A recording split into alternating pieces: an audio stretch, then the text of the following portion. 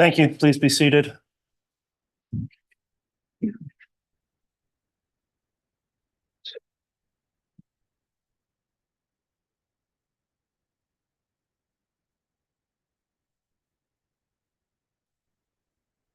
All right. Good morning, everyone. I believe we're ready to start with additional evidence. So, Mr. Bailiff, if you would please have the jurors brought in.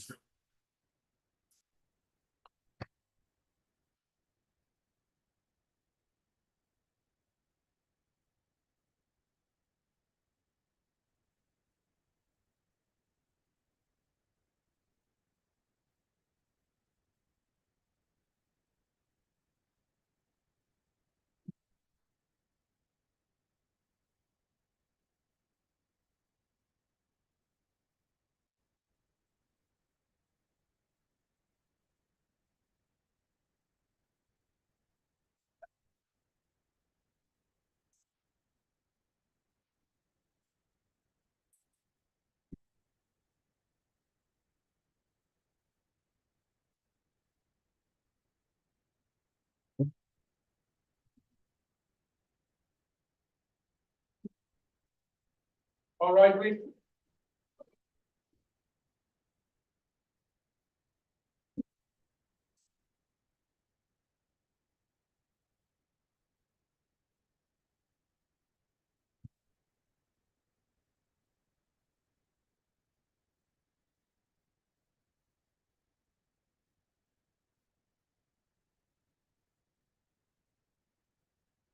President Jennifer, for your honor. All right. Thank you, Mr. Bailiff. Please be seated.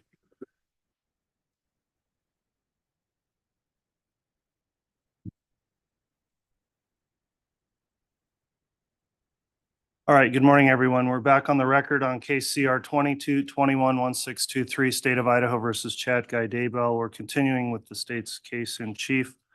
Officer Stubbs is on the stand and was previously sworn. I'll note that the jurors are all presently accounted for and properly seated.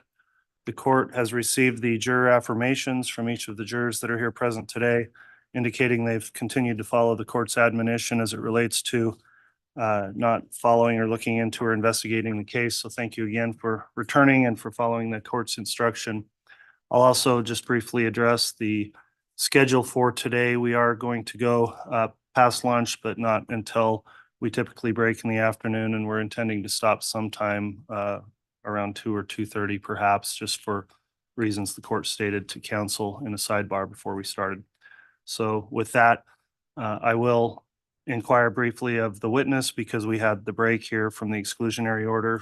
Officer Stubbs, did you review any case or testimony or anything about the case since you were on the stand this afternoon? I have not. Okay, thanks for affirming that. I'll remind you, of course, you're still under oath for your testimony. And Mr. Wood, if you'd like to continue with direct, you may do so. Thank you. Good morning. Morning. Just to recap, Detective, when we left yesterday for clarity of the record and for the jury, I believe we had spoken about your visit with Lori Vallow on November 26th. Yes, we have. That you were not able to locate JJ that day. No, we were not able to. And that you weren't able to verify his whereabouts later that day. That is correct. Did you in the next day help in searching Lori Vallow's apartment? Yes, November 27th, 2019, with a search warrant, yes. Okay, thank you, pursuant to a search warrant. And I believe you testified yesterday that you did not locate JJ in any 3 of those apartments. We did not. Okay. Detective, did you have body cam on? Did you do a body cam? And let me rephrase that. Did you do a body cam walkthrough of any of those apartments? Yes, I did on both 174 and 175. Your Honor, I'd ask that the witness be handed State's Exhibit 144. Very well. And a courtesy copy has been provided to court and counsel. And Judge, my numbering may be off because I had 144 as the first contact with Lori Vallow. Am I mistaken, counsel? That was. 59. Thank you. Thank you. Yeah, 59. Detective, do you recognize State's Exhibit 144? I do. What is it? This would have been a USB drive of my documentation of apartment 175. And did you specifically review it on that drive? Yes, I have. And did you initial that drive? I did. Is it a true and accurate representation of the body cam you recorded that day? Yes. Your Honor, I'd move for admission of State's Exhibit 144 into evidence. Any objection? No objection, Judge. All right, Exhibit 144 is entered into evidence. Thank you.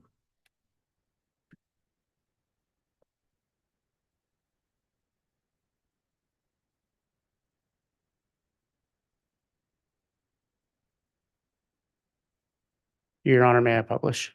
You may publish.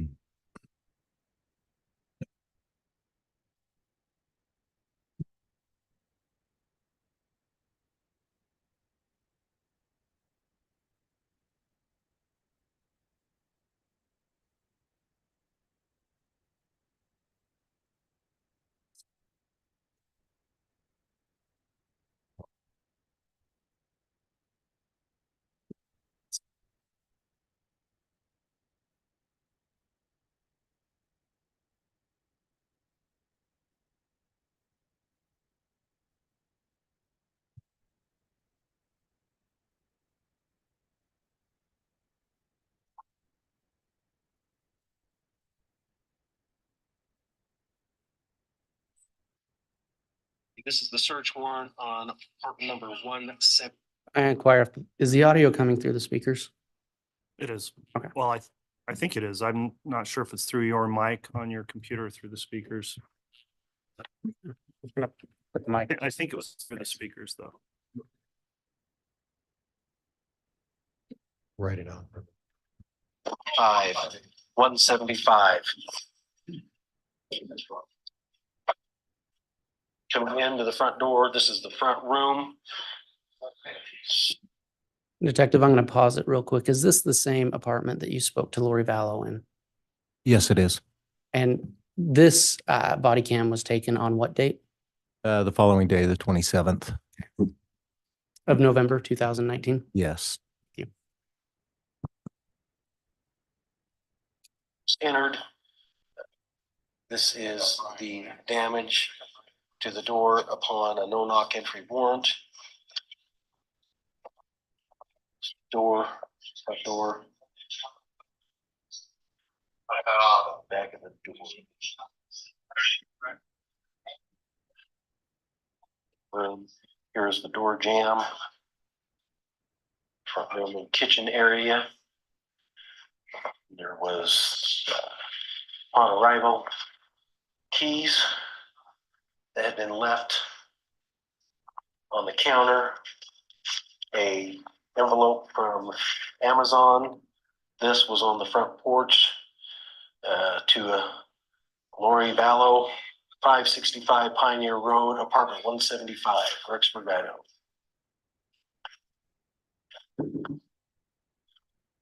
Kitchen, pantry, half bath, garage leading to, or door leading up to the garage. This area, couches, tables, guns located in this area.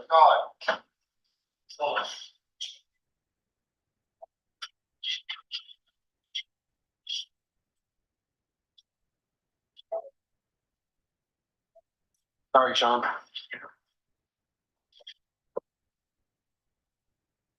I'm going that way, Rob.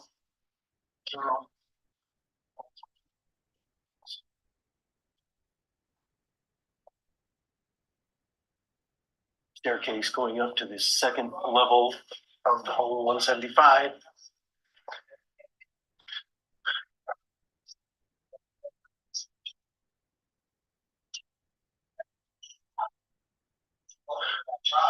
To the left at the top of the landing, it's a master bedroom, bed. bath and closet area. Upon entering, no clothing left in this closet shower. Detective, we just heard you say there was no clothing left in that closet, correct? Yes. Was that of note to you?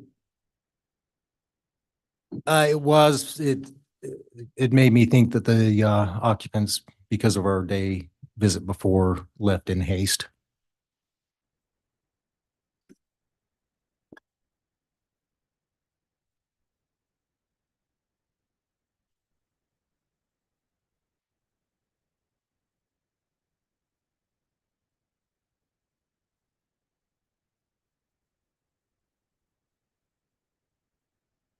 Like there was some electronic devices on these at one time. I can see dust imprints of what appears to be computers. Here is a printer. On this printer is a lease agreement.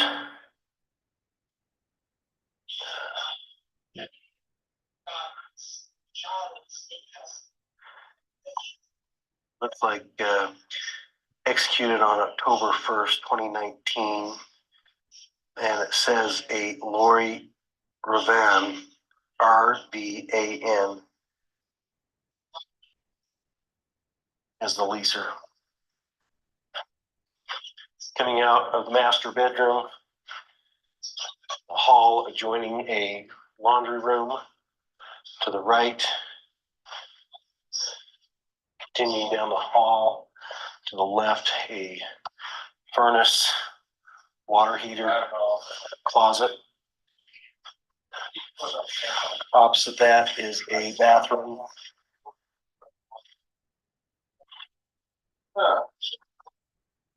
Continuing down the hall, 2 bedrooms. One to the south, one to the north of the hallway. This is the one to the south. A single bed, a double bed, a closet containing a couple coats, 1 empty box, a fan, some empty hangers, what appears to be a bedspread, and this box here that appears to have possibly winter clothes, female winter clothes inside. Continuing to the other bedroom, we have, this is the one to the north. We have a bed, appears to be some bedding on the floor.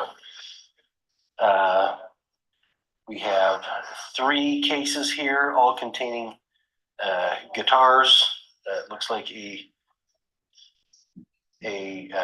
duffel bag full of toiletry items that would appear to be belong to a male subject due to the cologne and so forth inside.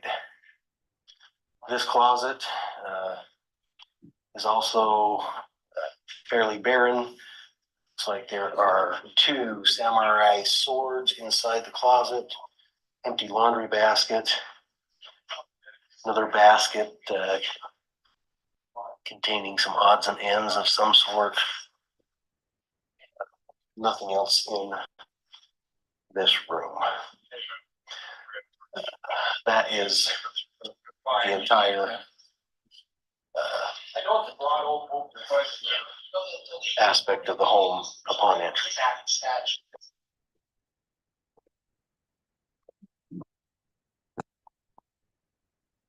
And Detective, did you search or did you do a walkthrough of any other apartments that day with your body cam?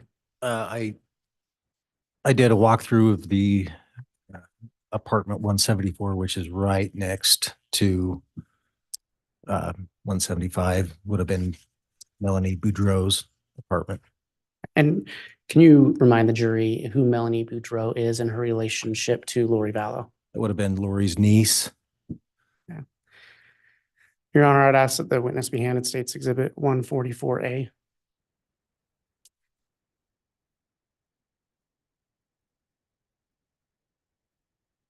Yeah, a copy has been provided to the court and counsel. All right, thank you.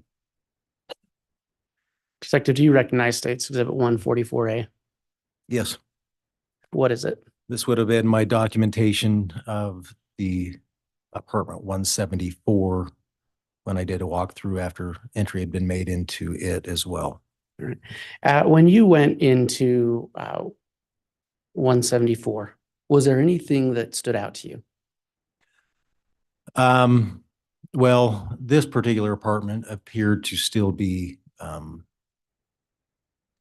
someone was residing there. The clothes were in the closet. There was a car in the garage. So it appeared to me that someone was still residing there. Something that struck me as odd is as we were searching. So this was Melanie Boudreau's apartment. At one time, she was married to Brandon Boudreau. I noticed that on the counter, she had a, if you will, a 3-ring binder with those clear plastic organizers in there. And I thought it was odd because I knew they were divorced, that she had numerous of his credit cards and driver's license in there. And is that all captured on the body cam that you took as you did a walkthrough? Yes. And State's Exhibit 144A is that a true and accurate representation of the body cam you took on that walkthrough? Yes. Or did you initial that drive and have you reviewed it? I have reviewed and I initialed it after viewing. Your Honor, I'd ask that State's Exhibit 144A be entered into evidence. No objection. All right, Exhibit 144A is admitted. And may I publish? You may.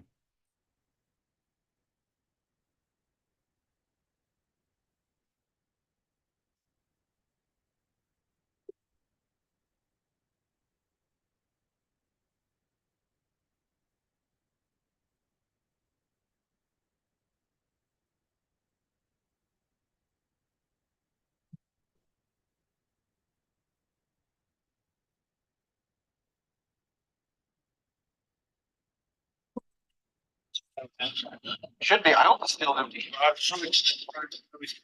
Okay. I don't think so.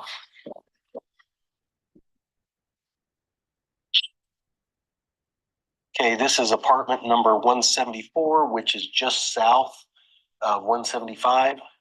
This is the initial walkthrough of the apartment. This door was hit on a no-knock warrant. This is the door, and the door jamb was destroyed upon the entry. No one came to the door. The front room.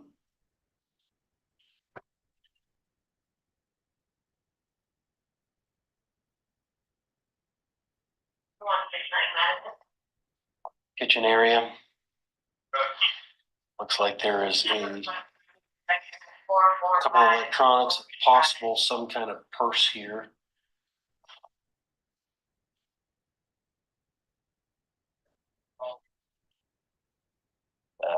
Here is looks like several credit cards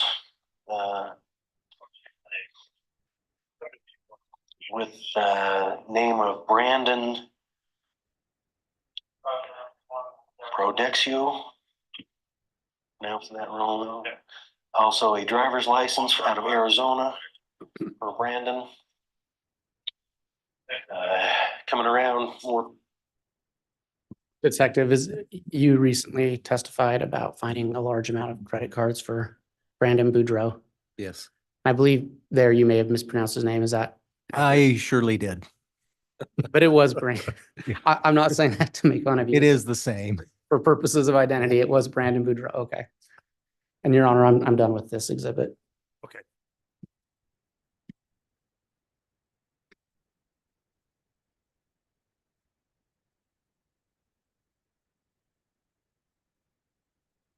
And Detective, you've just for clarity from yesterday, you've testified that JJ Vallow was not located that day, was he?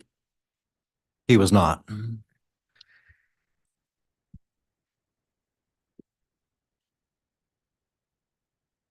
To your knowledge, did the search for JJ Vallow ever extend into a search to include Tylee Ryan as well?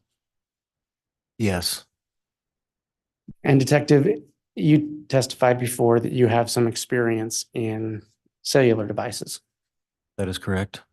Did you participate or write warrants for any cellular or digital evidence in this case? I did. Did you prepare a list of the different warrants you prepared in anticipation of testifying at trial? Yes, Did you do that to aid the jury in understanding the different warrants you wrote and to be able to explain why you wrote them and what you obtained from them? yes, I did. And do you believe it would aid the jury in understanding your testimony about the nature of the evidence you collected? I believe it would help them understand what we did and why. Your Honor, I'd ask that the witness be handed State's Exhibit 296. And I don't know if the court or counsel has a copy of this yet. I have a courtesy copy. Okay, and I believe he does. Thank you.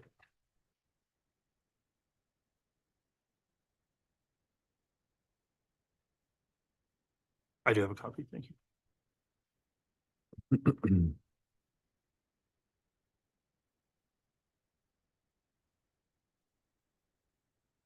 Detective, is this the list I was just speaking to you about? It is. Is it a true and accurate representation of the list you created? Yes, I prepared this list. Your Honor, for demonstrative purposes only, I'd ask that State's Exhibit 296 be entered into evidence. No objection, Judge. Okay, Exhibit 296 is admitted as a demonstrative exhibit. And before I go there, Your Honor, or Detective, I want to clarify with you really quick. Did you ever find evidence that Brandon Boudreaux lived in apartment 174 in Rexburg, Idaho? No, May I publish Exhibit 296? Yes.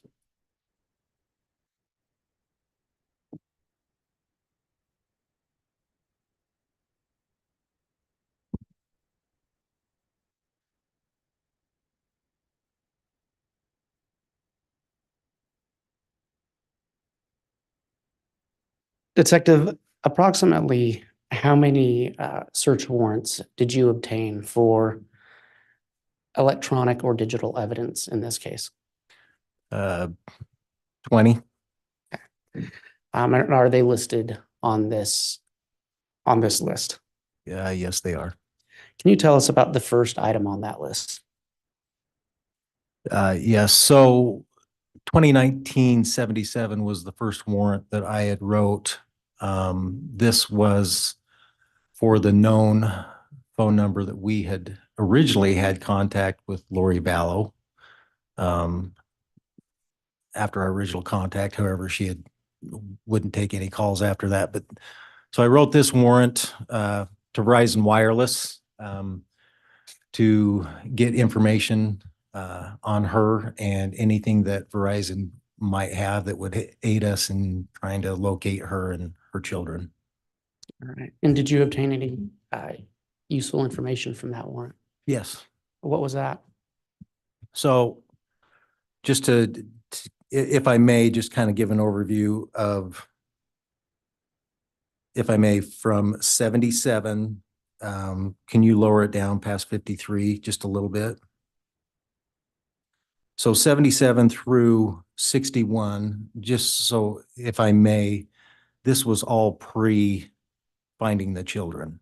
So these were all done in attempt to locate where the kids were or Lori was. And so I just wanted to clarify that these are going to be all grouped, if you will, in that aspect.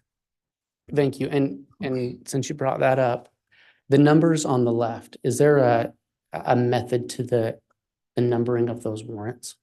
So at least where I'm from, Madison County, Sure. The way warrants are issued, the first number has to do with the year, then the dash, and then the second number is what warrant was in accession, whether it me, someone else that got a warrant. So it'd be at the first year, it'd be 1, 2, 3, 4, and so on throughout the year. All right. Okay. Thank you. And so going back to the top of the list, what useful information did you obtain from that warrant? So as a result of that warrant, it led to the next warrant because we were able to get a return from Verizon saying, these are some of the names and email addresses that would have been associated with that first number. So then, as it shows here, we wrote 86 in 2019 because we were able to obtain these email addresses. As you can see, 3 of them were Gmail accounts, which in some ways is very useful to us in trying to identify and find somebody. Okay. How does that help you find someone? So, kind of in a nutshell, anytime someone uses social media or a Gmail account or has any kind of account that would associate them with the internet, and Google is very good at keeping track of people. And so when you use a Gmail account or you're logged on to your Google account, they are very good at keeping record of what you do and when you do it and where you are. So Gmail's, and that goes for other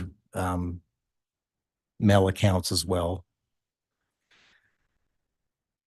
In regard to Google accounts, and is it true that Google runs several different apps that can be on a phone?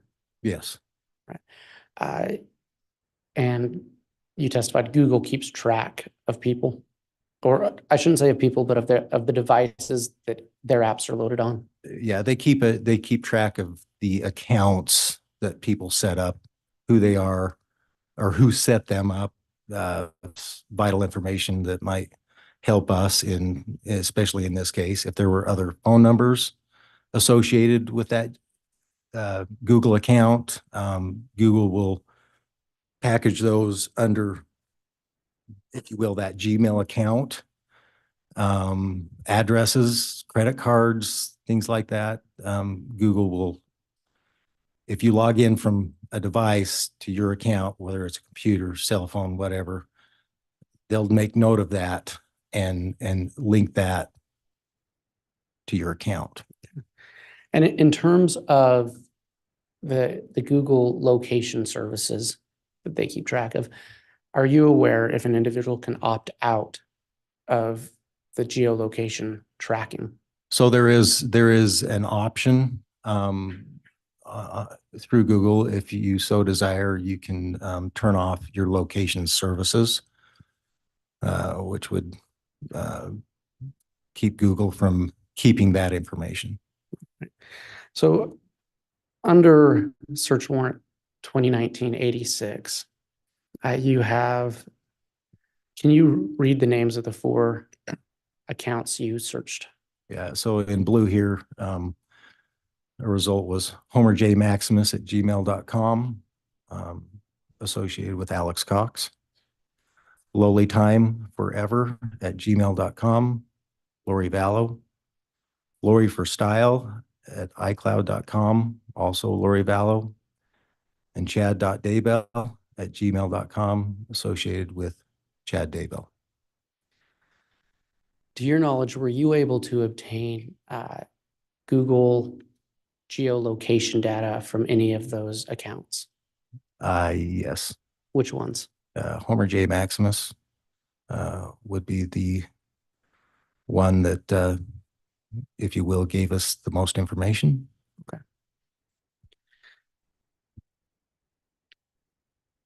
Let's go to the next warrant. What was that written for? So again, we're still in the process of trying to locate children. JJ and Tylee.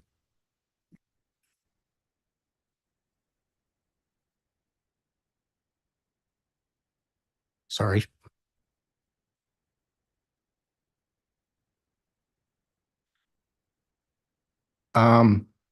So search warrant was done for a PO box we had located for Lori in Sugar City, which is an adjoining town to Rexburg. In that mail, we found a Verizon bill. Upon opening this Verizon bill, we found several phone numbers listed under the name of Lori, Alex, Charles Ballow, Tylee,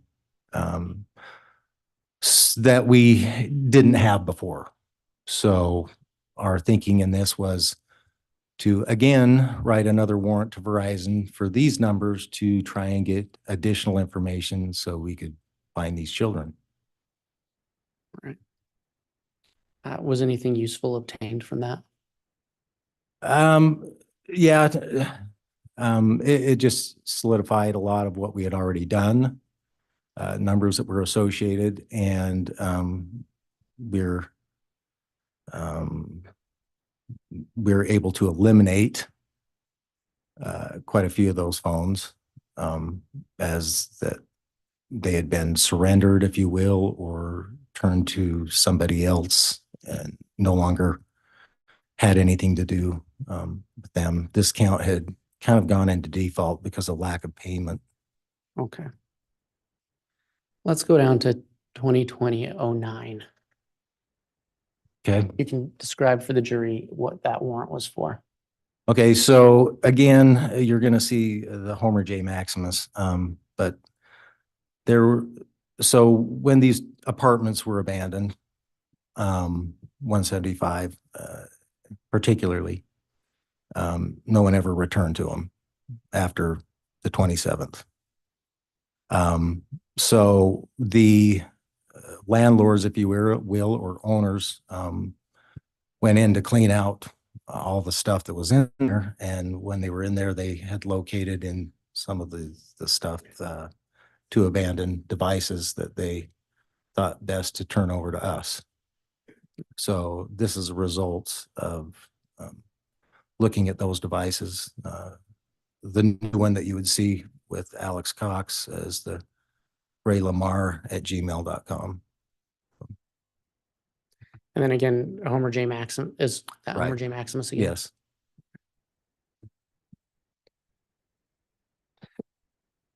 Tell us about warrant 2020-15.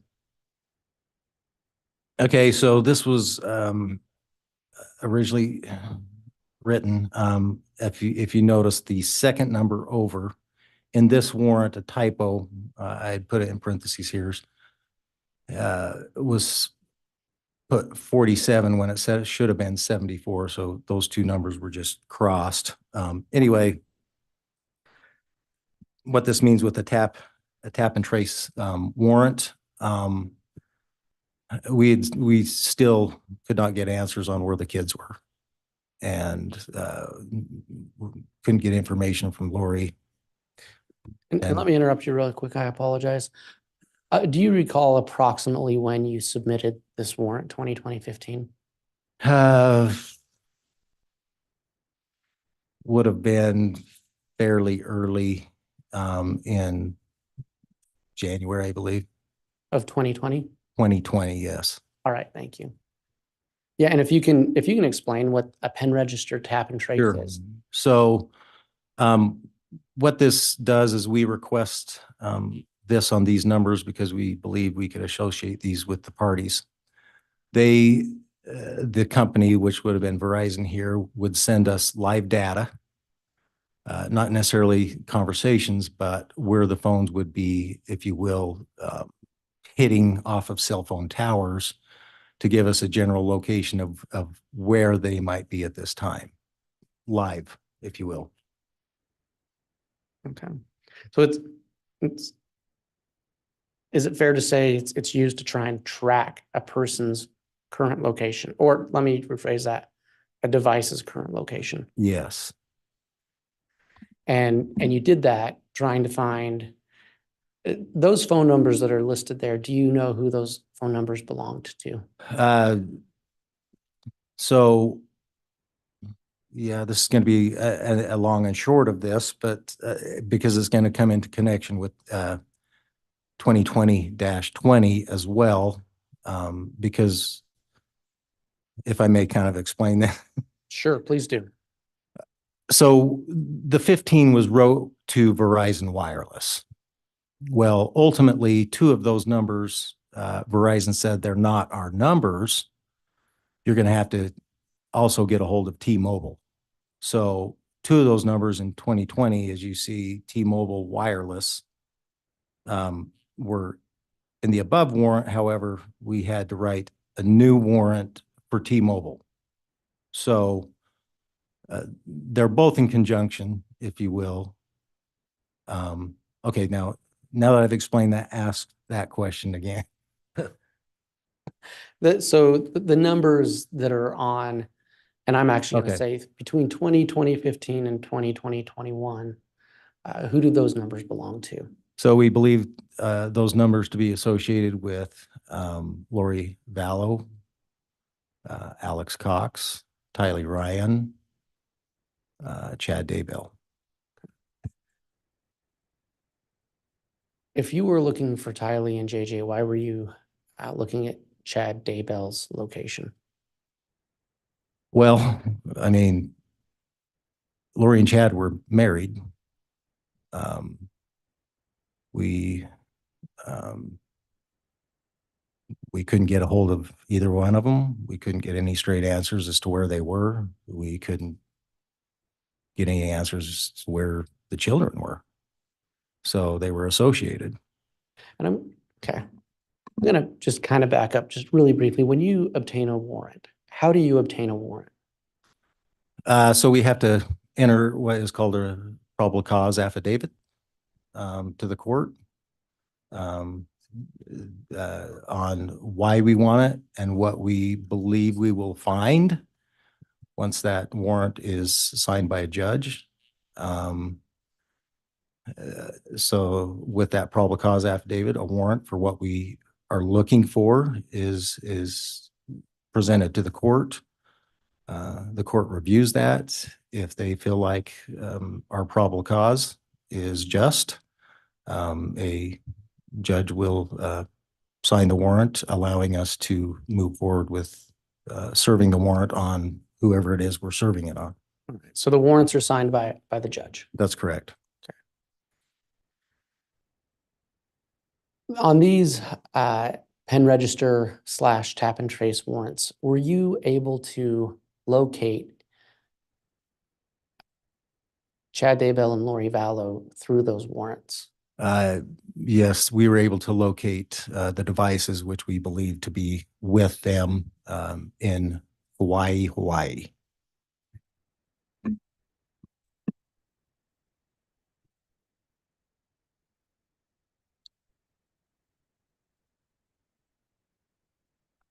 Warrant number 2020-25, can you tell us what you found or what was searched and found on that? Okay, so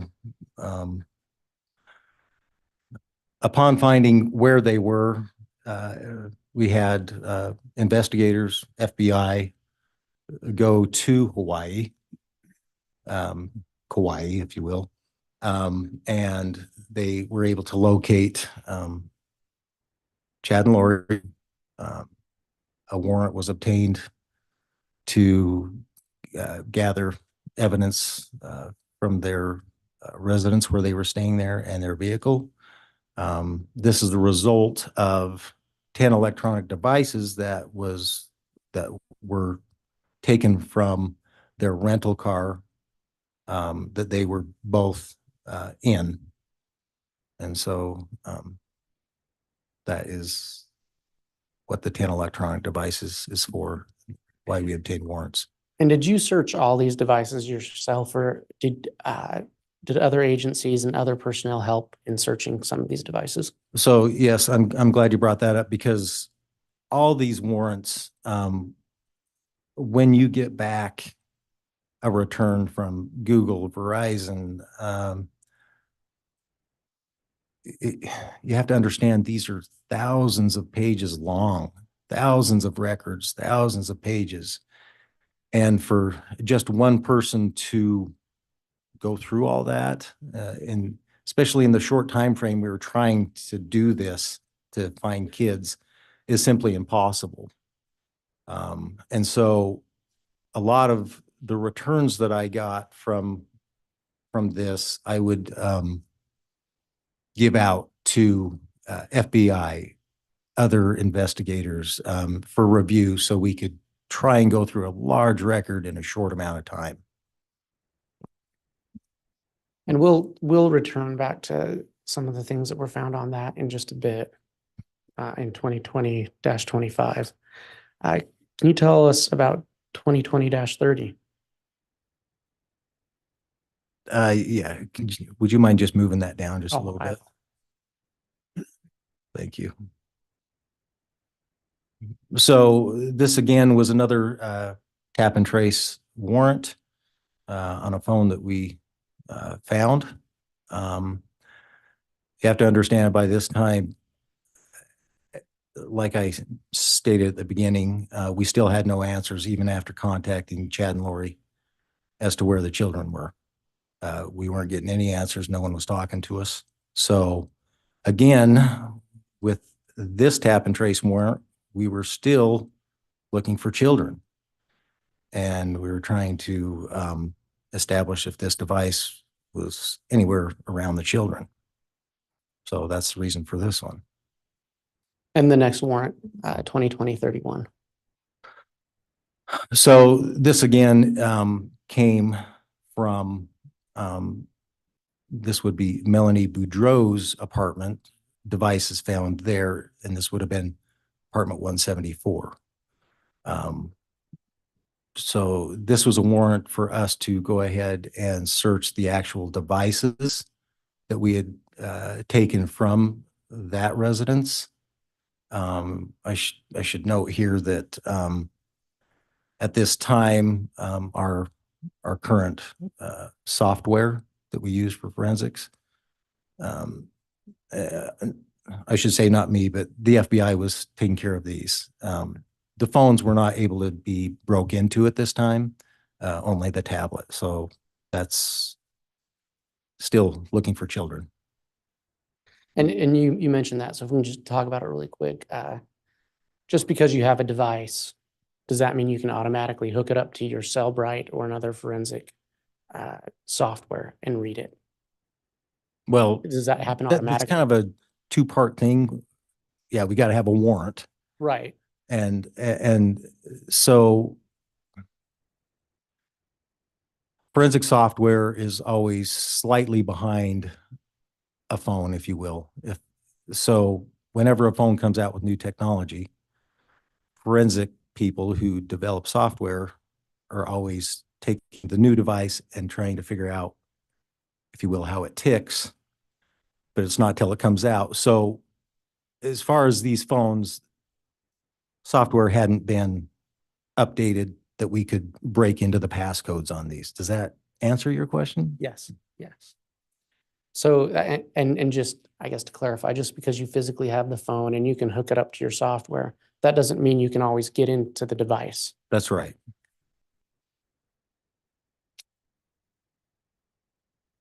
Can you tell us about 2020-46? So we were able to establish that these were two different numbers belonging to Melanie Boudreau. And, you know, as far as at this time, we didn't feel like she was being cooperative either. We knew that Judge, I'm going to object at this time. I've been somewhat relaxed, but I need some foundation for him to be able to make these kinds of statements. Mr. Wood, do you want to respond to that? Approximately when did you obtain this warrant for the two numbers for Melanie Boudreau? It would have been probably later spring. I can't give you an exact date without seeing the warrant itself. And that's okay, but it was later spring of 2020. Yes. And at this time, had you found, or not you, but had law enforcement found Tylee and JJ? No. And were you trying to obtain information from Melanie Boudreau about the whereabouts of Tylee and JJ? Yes. Why would she have that type of information? Or let me rephrase that. Why would you think that she might have that type of information? Well, in interviews, we felt like she was Judge, I'm going to object at this point. There still hasn't been sufficient foundation. He's referring to other interviews. He's not identifying them, and I'm not even sure he participated in those interviews. I'll sustain that, Mr. Wood.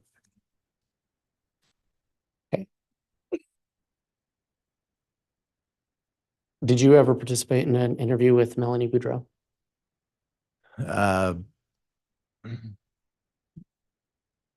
I only had interaction with her when she was being interviewed in obtaining her phone to do a forensic on it. I had to make contact with her during that interview for that purpose. And Judge, could I have some date, time, place, foundation, please? I'm waiting for an objection. Objection. It's true. Yeah, it's not an objection, Mr. Pryor. So now there's an objection based on foundation. Mr. Wood, if you'd like to respond. Approximately when did you meet with Melanie Boudreau? This would have been early on. I don't recall exactly the date. I remember it being in the interview room at the Rexburg Police Department. Would it have been early 2020 Yes. and before Tylee and JJ had been found? Yes. Right. And was that when you obtained these the phones that were subject to 2020-46? No. Well, so these phones were obtained when we did the search on the 27th. And I'm actually going to use this opportunity right now. There's multiple ways to obtain digital evidence, correct? Correct. Is one of those ways to collect the evidence off of the device itself? Yes. Right. Can you also obtain evidence from the phone carrier? Yes. And when I say that, I mean like Verizon, T-Mobile. Yes. And then can you obtain evidence from app companies of apps that are on a phone? And Judge, at this point, the objection is going to be leading. Overruled. So as I earlier stated, with the Gmail accounts and so forth, yes, they keep a lot of information that would have been shared with a phone, a computer. They also keep records that wouldn't be on the device. It would be in their database with Google or whoever. Thank you. So on warrant 2020-46, it appears, who is that warrant written to? Can you clarify who? Who was that warrant served on? Melanie Boudreau. And did it go to Verizon Wireless as well? Yes. And were you asking Verizon Wireless for information associated with those two phone numbers? Yes. Okay, thank you. Did you find anything on those that aided you in finding JJ and Tylee? Other than associations with the other email accounts and phone numbers that we've already gone through. Okay.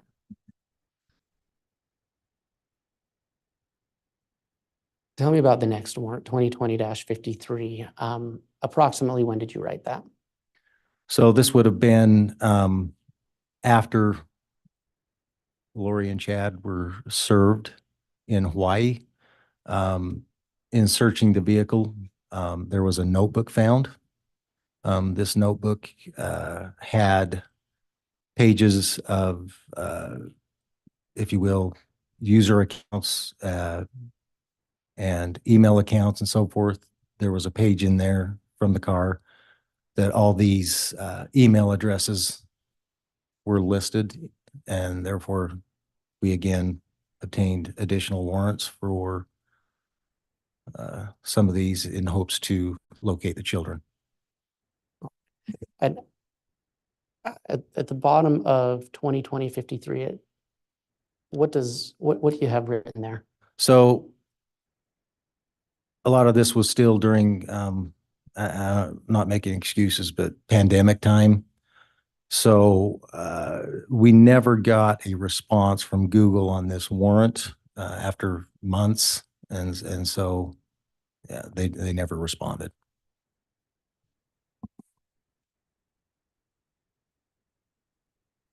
2020-61, the word Shmuel is written. What is that? So that was, we found that a lot of these devices had this app in common.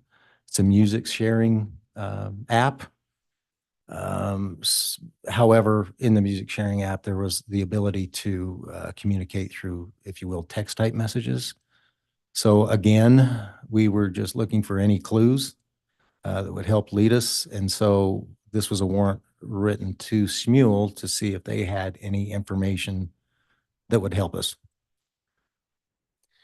And I believe you testified earlier that the warrants written up through 2020-61 were looking for the children. That is correct. What changed after 2020-61? Because after this time, we would have been past the time where June 9th, where we located the children on Chad Daybell's property.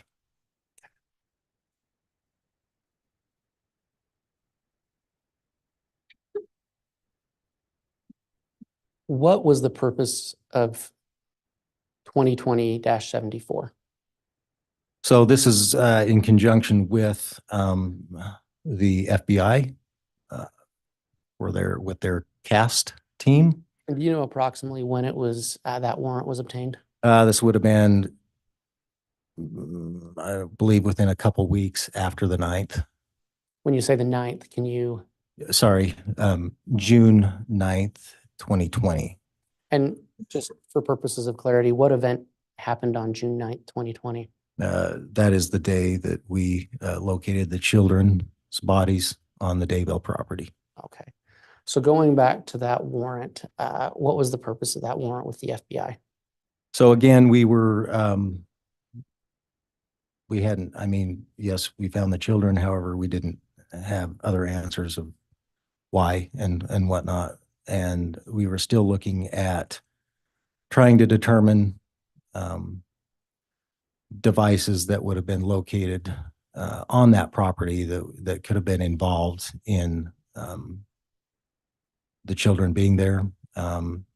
So the purpose in this was to take specialized equipment onto the property close to the locations where the children were found and get signal strengths from cellular towers and be able to precisely say what tower, what the signal strength was and so forth. The FBI did that part. I was with them. However, I was just really the one that obtained the warrant and served it at the property. All right. And then they did the work on that. That is correct. The next warrant, 2020, it looks like -76 and 77. Yeah, so that's two different warrants, but When approximately were those obtained? I'm sorry. When approximately were those obtained? That would have been also shortly within a few weeks after the children were found on that June 9th date. Okay. Um, And it looks like that's a warrant for a geofence. That is correct. Can you A couple explain? different ones. Okay. Can you explain for the jury what a geofence is? So again, the theory here is, as I explained in the previous one, we're trying to find out, if you will, devices that would have been in the vicinity on certain dates and times, where we believe the children had been buried on the property. So when I say a 250-meter range of the center of the properties in this, so if you were to take and put a dot and then draw a circle 250 meters out, which is approximately, it's approximately like 2.5 football fields in circumference.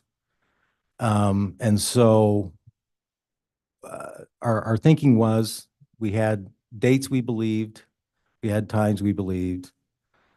We wanted to try and find anyone who had any significant time in those areas during those dates and those times. And that's both for 202 North, 1900 East, which was Chad's property, and 565 Pioneer Road, number 175, which is where Lori was. So we're just looking for commonality. We were looking, are we missing anything? Is there anybody else involved here that we need to be looking at? And that's why we wrote this, is to see if there's other people we need to be looking at besides who we already were looking at. And so that warrant was written to Google, correct? That is correct. So just to help the jury understand, is when you say a geofence, are you looking for Google location data within that area? Yes, that would just be what Google records have, not Verizon, not anybody else, just Google, because that's a very common thread that everybody uses. So yeah, it was just to Google. And again, we had talked earlier about opting out of Google location services. If someone, to your knowledge and experience, if someone had their Google location data turned off, would they show up in that geofence? Not by Google records, no. Okay. So tell us the process of obtaining that warrant and how you obtained that information. On the return, when Yes. okay, so you have to understand, especially, well, like Chad's property is more rural. But where Lori's property is it's high density. And so when you ask for this, Google sends you thousands of pages of people that have passed through your fence, your 250-meter fence, whether they are on the road, whatever. So it's massive amounts. But Google doesn't tell you who they are in these warrants. Google assigns everybody a number. It's a Google association number is what it's called. And so everybody who has an account or whatever has a number associated with them. So when we get this return, the return shows, if you will, this device passed through there, was in that area for, this is just an example. Okay. 5 seconds, and you can see as it maybe passes on the road in that fenced area. But it doesn't say that was John Doe. It says this was Google account number, user number, this with a large digit number. So this warrant didn't establish who these people were, is I guess what I'm getting at, just a number associated with them. And then did you do a follow-up warrant based on that initial return from Google?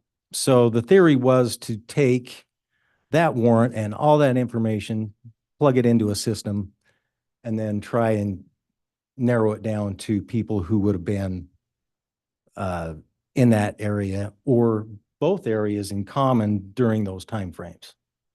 So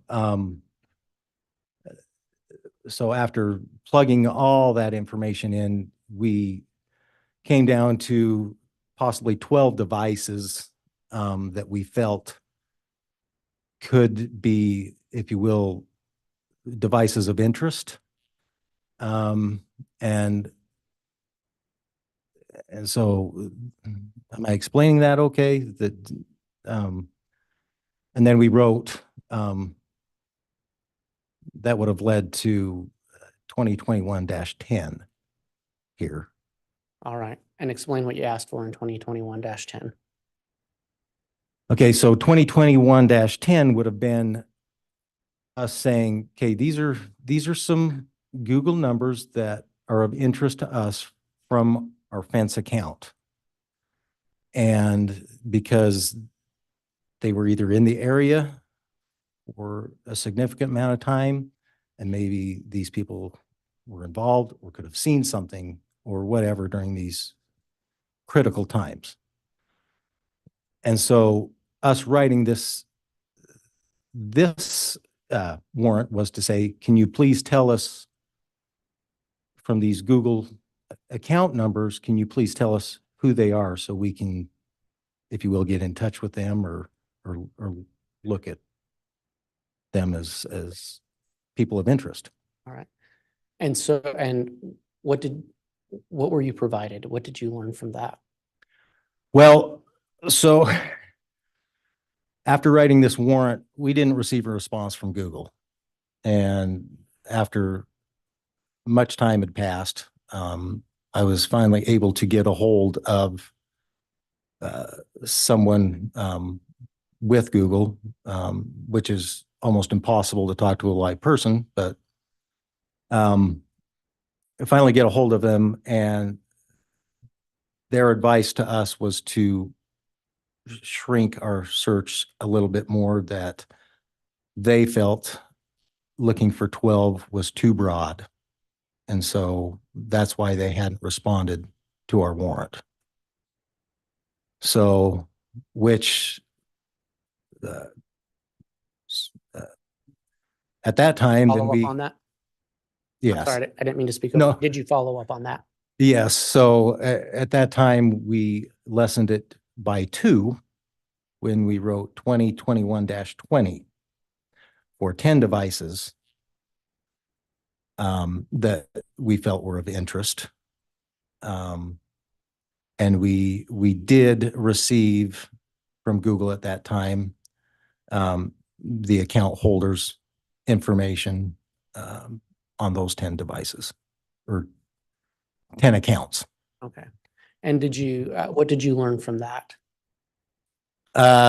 Well, so out of the 10 account holders, background checks were done, checks for associations with Lori, Chad, Alex. We could never find, other than Alex himself, any of the other people that would have had association with these 2 other parties. So just to clarify, you wrote these warrants for these geofence areas around Chad Daybell's property and where Lori Vallow lived, correct? Yes, on particular, those particular dates, yes. And you were looking for numbers that had some commonality between the 2 locations. Right. And at the end of the day, the only number you found was Alex Cox's. That's right. Just briefly, can you tell us about the last warrant you have on that list? Yeah, so this was a warrant that, so the children had been found. We were just trying to make sense of everything we had. And we thought it would be a good idea because we had been in the moment, if you will, of this whole investigation, to have an independent person, an expert, go through the electronic devices that we had already been through to see if, number one, we had missed anything, and number two, get a fresh set of eyes that hadn't been so involved in the case, to get an outside perspective into the case. And so this warrant was wrote for several of the devices that we had already searched, to take them out to Pennsylvania and have an independent expert go through what we had been through. Did you learn any new information from that process? So the answer to that question would be no, nothing new was obtained that we hadn't already discovered. Okay.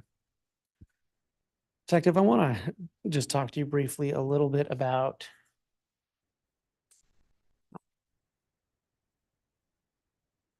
some of the things you found when you did your searches. I listed on Exhibit 296, and you've spoken about Lolly Time Forever. One of Lori's Gmail accounts, yes. And did you ever did you specifically look at that account yourself? Lolly Time? Yes. Yes, Did you ever have occasion to look at the search history on it? yes. Were there any searches that stood out to you through your investigation? Yes, there were a few that brought me concern. Right. Was there a search on August 25th that was of note to you? Yes. What was that for? So on August 25th, the user of this account, which the name on the account was Lori Vallow, the user of this account on the 25th looked up wedding rings made of malachite, visited some sites with that. At one point, the user attempted to make a purchase of 2 of those rings, and they were basically silver with the green malachite through the middle of them. Each one was an 11.5 size ring, and the other one was a 4.25. And a purchase was attempted for a total of $808 on that date. Are you aware if that purchase was successful? No, I was later able to find out that the credit card used had failed, and so the purchase was never completed. And on this same account, Lolly Time Forever, was there anything that you noticed in the search history on September 20th? September 20th, which was 3 days before we believe JJ. Judge, I'm going to object at this point. It's non-responsive I think he's just providing information for the answer, Your Honor. and it's non-responsive information. It's overruled. You can answer. So on the 23rd, when we believe JJ was deceased, on the 20th, knowing, well, the user of the account looked up the definition and meaning of possessed. And to clarify, I don't know if I did this before, Lolly Time Forever, who was that account associated with? Lori Vallow. And then was there anything that stuck out to you in the search history on that account, Lolly Time Forever, on September 30th of 2019? Yes. So on September 30th, which would have been 2 days before Brandy Boudreau's attempted shooting, the user of this account looked up how to remove the back seat from a Jeep Wrangler. The user of that account then accessed a YouTube video on how to do it, and that video was accessed. And why was that of note to you? Because 2 days later, gray Jeep Wrangler with Texas license plates was noted as being the vehicle that a gun was shot at Brandy Boudreau from the rear of that vehicle. in Arizona. Is that in fact the same Jeep that you found, that law enforcement found in Rexburg, Yes, on the 4th. 4th of November, Yes, 2019? that's correct.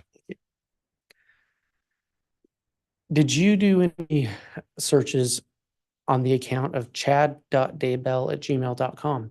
Yes, Did you look at that search history? I did. Why did you do that? Again, at this time, we were still looking for children.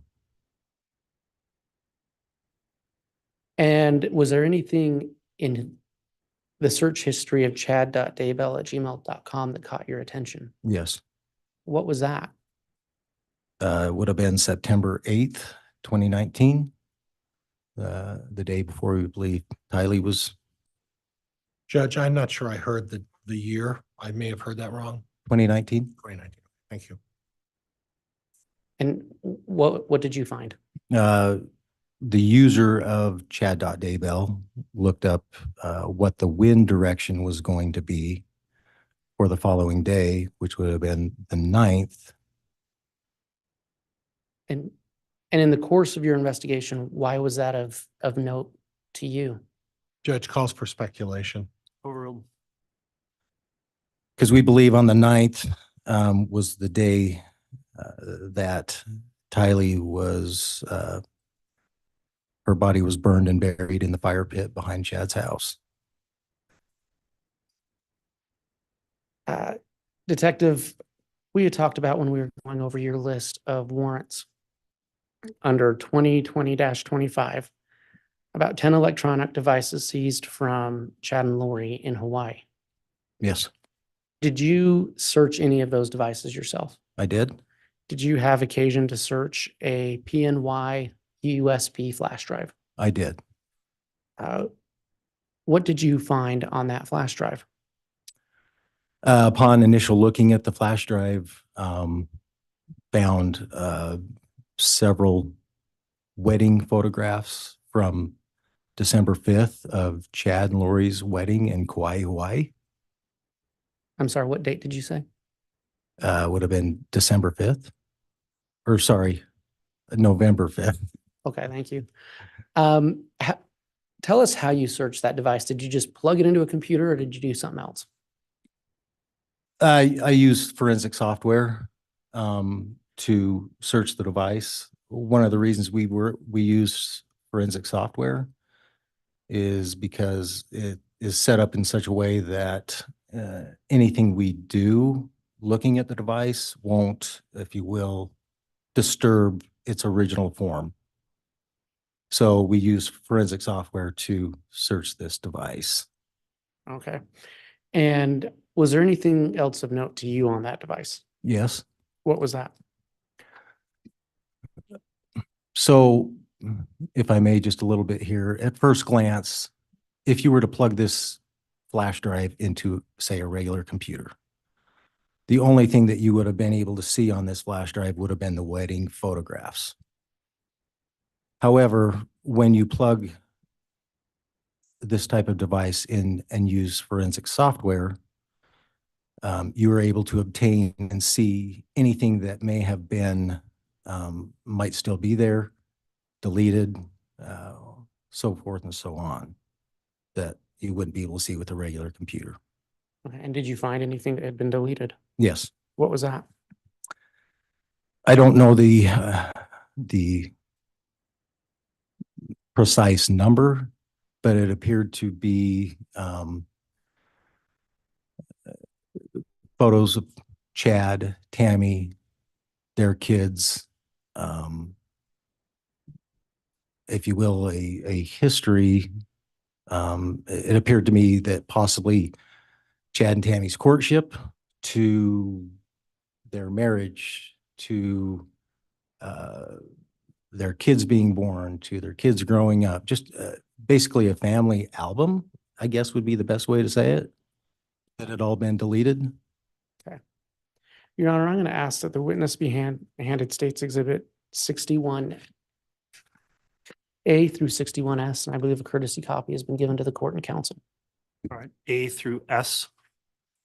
Mr. Wood? Yes. All right, thank you.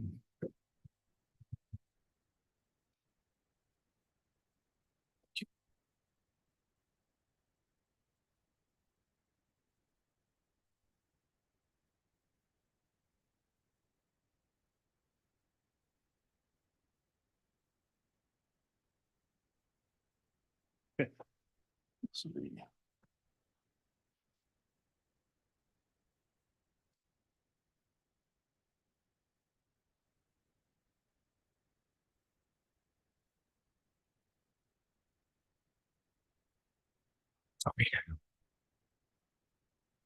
Detective, can you briefly review 61A through S and then let me know when you've had a chance to do so?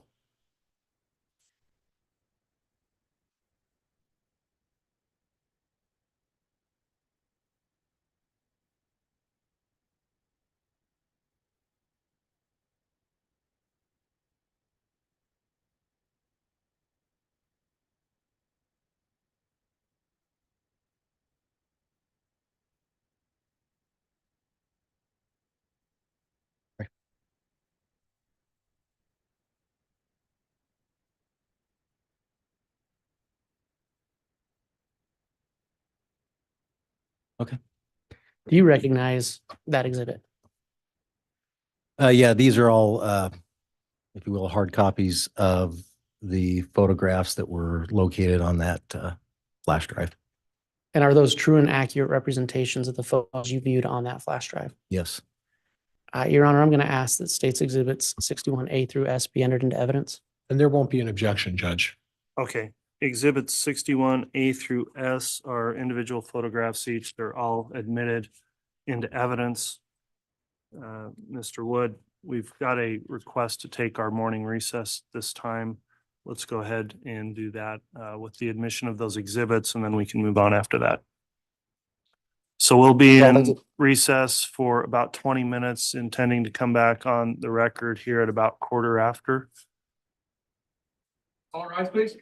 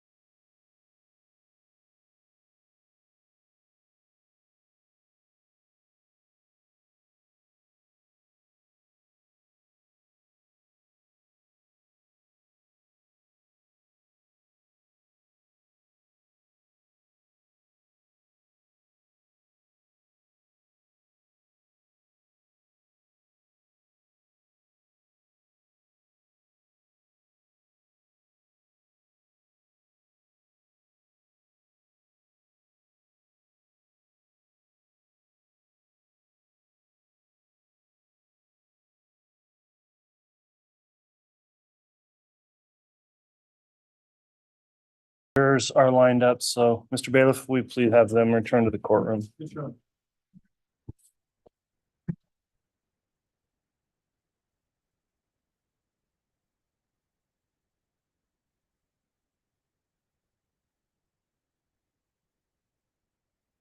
All right, please.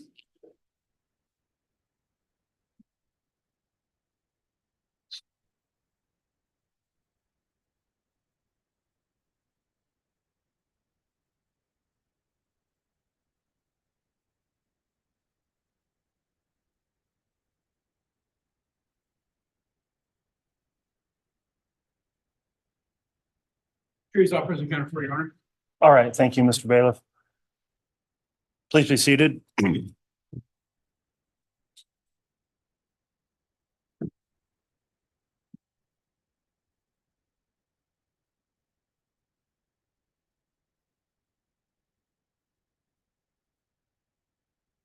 We just concluded the mid-morning recess. We're back on the record on case CR 22-21-16-23, State of Idaho versus Chad Daybell.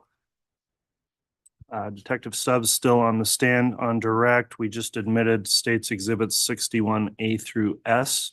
And if you'd like to continue on direct, Mr. Wood, you may do so. Thank you, Your Honor. And if I may publish, You may. And as you publish, please reference each individual photo by its exhibit Okay. number.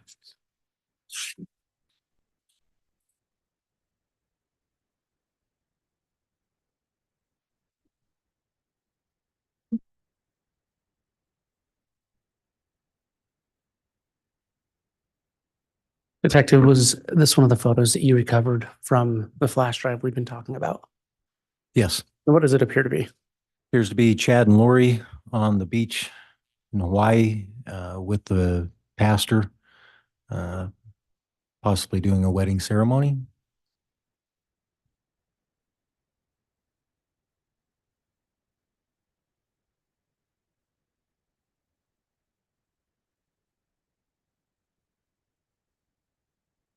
In this photo?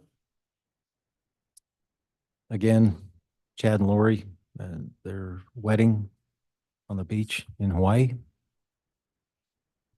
And what was that, Mr. Wood? I apologize, Your Honor. That was 61A.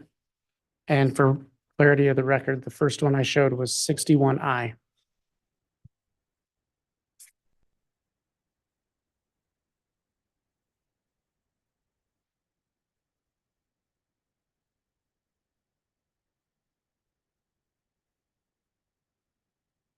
If you can say what you observe in 61B. Again, appears that they're on the beach again. Chad has a ukulele, and Lori appears that she's dancing.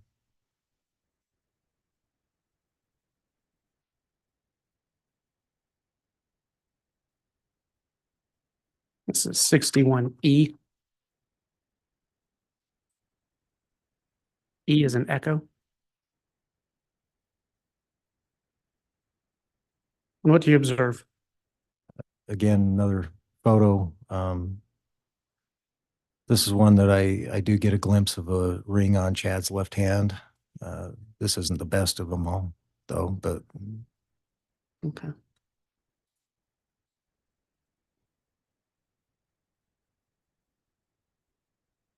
$61K.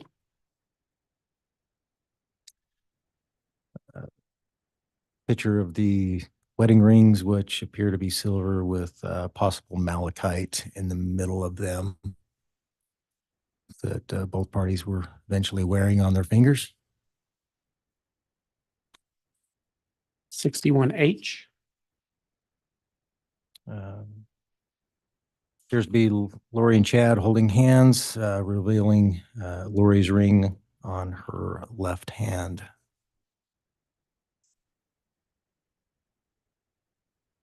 $61M. Similar to the first, other than you see rings on both parties' hands.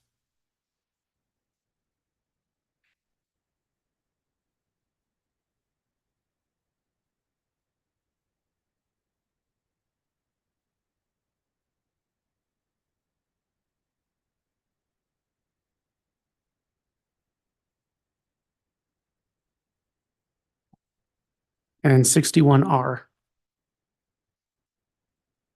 This would appear to be Chad and Lori at some point. Appears to be in Kauai in front of what appears to be the LDS temple. Thank you, Your Honor. At this time, I have no further questions for this witness. All right. I'll have the bailiff retrieve those photos.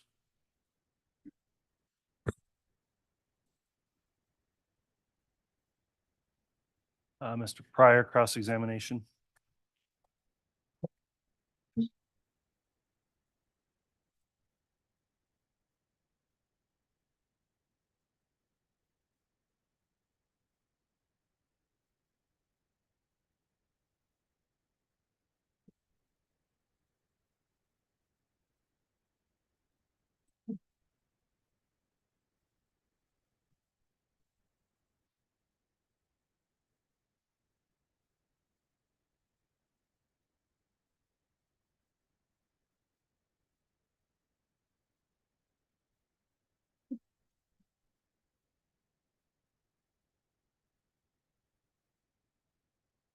Judge, before I start, my understanding is it's by. Turn on the microphone, please, Mr. Pryor. We're going to learn, am I? Before I start, Judge, I understand this is by stipulation of the parties. I have Exhibit 50 and it's Defense Exhibit 50. And I still, again, it's Glenn Bard's report that was referenced by Officer Stubbs on the last line of his exhibit. I have the actual report of Glenn Bard, so I'm moving for admission of Glenn Bard's report. All right. No any- objection. No objection. Very well. Defense Exhibit 50 is admitted.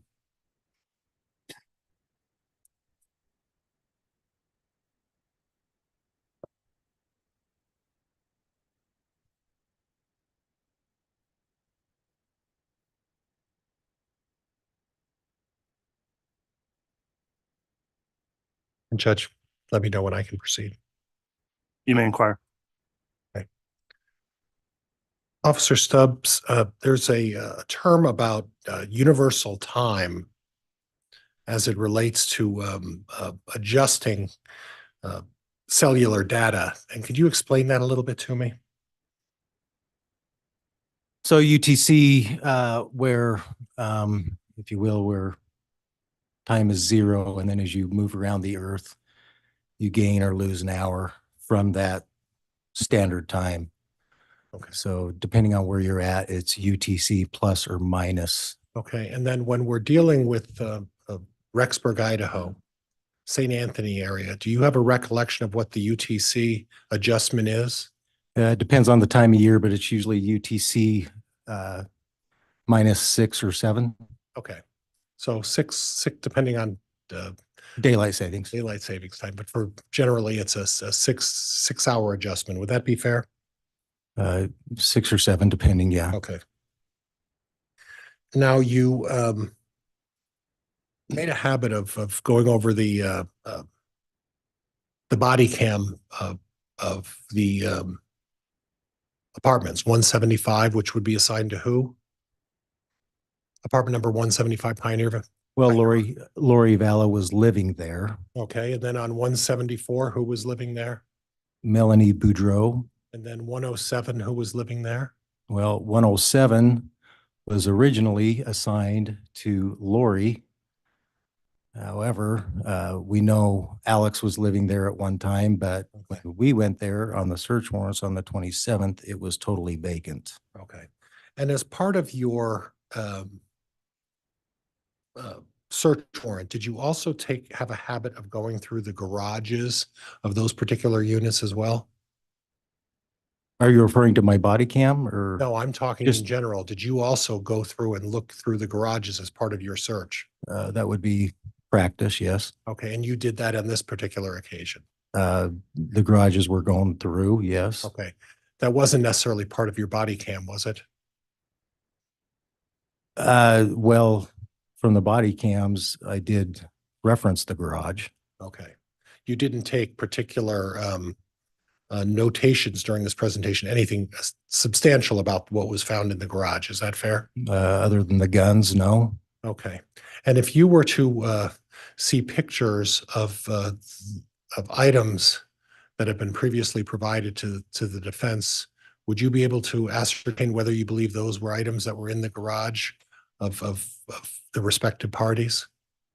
I'm not sure. I would Okay. have to see. And if I provided you with those pictures and an opportunity to look at those pictures, would that be something that could refresh your recollection? Possibly.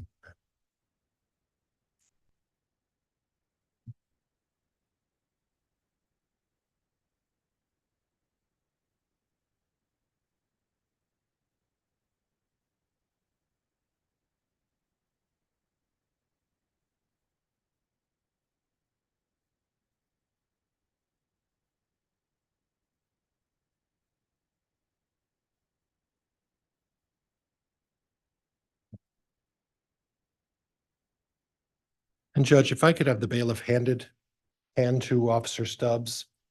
I have a thumb drive with a number of pictures. I'd ask Officer Stubbs, if you have some difficulty, please advise, and I can help you scroll through these respective pictures. Okay, the device can be handed to the witness.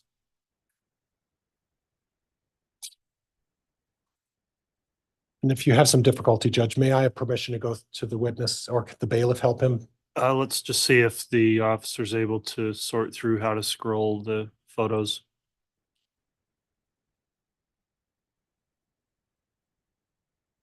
Is it a touchpad? Can you swipe, or do you have to use? I think he can arrow them down, Judge, or he. Yeah, I can see the arrow to next. So you want me to go ahead and look at all Go these? through 104A through the bottom of all of those, if you could. I don't see where it's listed as like 104A.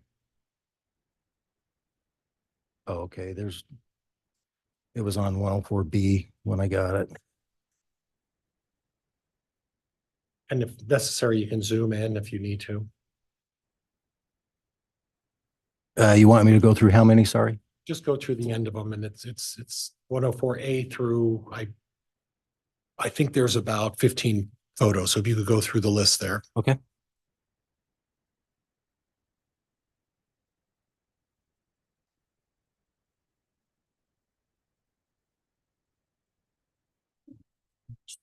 I don't need it now, but I will at some point. Thank you. Not today.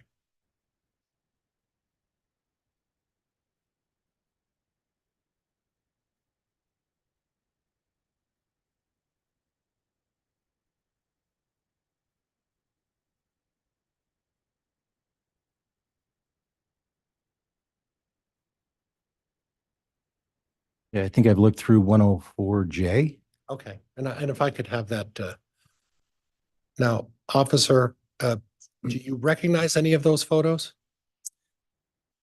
Unless I previously stated, the only, if those came from 175, I was not, other than documenting the initial entry, I was not, from my body cam, what everyone saw, I was not involved in the search of 175. My directive was more in 174, so I don't recognize. Okay. So other than the fact that you made mention of guns, you don't have any specific recollection of the items that are listed in these. Mr. Pryor, please talk into the microphone. You don't have any recollection of the items that are listed in that particular series of photos. Is that fair? No. Okay. So you don't have any recollection of recalling seeing any of those items in any of the photos. Is that fair? Personally, no. Okay. Did you find any other information through your investigation to determine whether any of those items are items that were found in any of the garages of the three parties you searched? Restate that. Through your investigation, were you able to ascertain whether any of those items were items that were obtained from the garage of the three parties that you searched? I wouldn't be able to testify to that. Okay. Okay. Now you spoke of the fact that you felt that the apartment of one of those folks was abandoned. Is that right? Yes.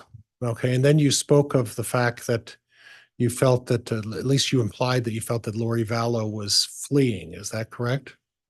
Objection misstates the testimony. Sustained. How about you felt that she had abandoned the home?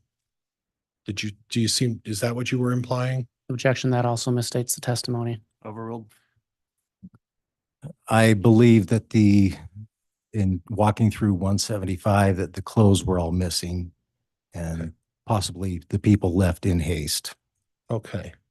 Now, as part of your continuing investigation, did you come across any data that suggested tickets or purchase of tickets to Disneyland or to Knott's Berry Farm were made prior to your search on the 26th? That's not something that I investigated personally. Okay. Do you have some information that there was a trip planned by Chad Daybell's family 2 weeks prior to the search of the 26th? I don't recall the date, but I do recall that there was possibly a trip to Disneyland or something, yes. Okay, so this wasn't a situation where Mr. Daybell was trying to hide his whereabouts. He purchased tickets and planned a trip 2 weeks before this search to go with his family. You're aware of that, right? Objection, Your Honor, that misstates the testimony. His testimony was about the apartment of Lori Vallow. Sustained. So the representation that you felt that the apartment was vacated by Lori Vallow, that doesn't imply that Chad Daybell was vacating his premises, does it? Objection, No. false or speculation. Overruled. That doesn't mean Chad Daybell was vacating, was it? Well, it wasn't Chad's home, Right. It was Lori Vallow's home, right? correct? And then the other one was Alex Cox's home, correct? Melanie Boudreau was next Melanie door. Boudreau.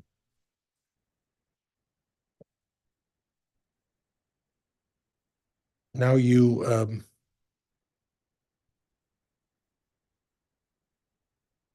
made mention of the Jeep and the search regarding the Jeep and regarding Brandon Boudreau, correct? Search?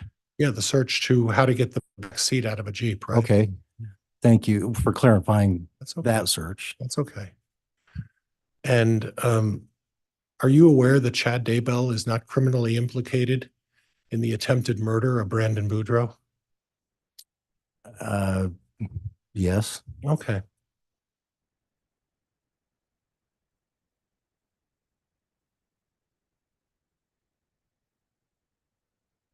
Now, we may revisit it, but on Exhibit 59, I think that was the initial 10-minute surveillance tape of you talking with Lori Vallow, correct? Correct.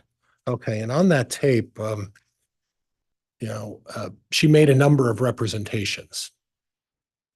And during the 10-minute interview that you had with her, who was present with you at the time again? I'm sorry. Lieutenant Ball and Officer Kellen Wetton was also there. Okay.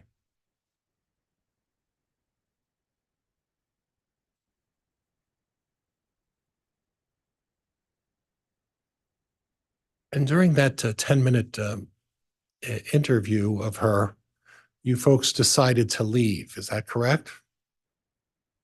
Yes, with the understanding that they were going to get a hold of us of JJ's whereabouts. Okay. And during that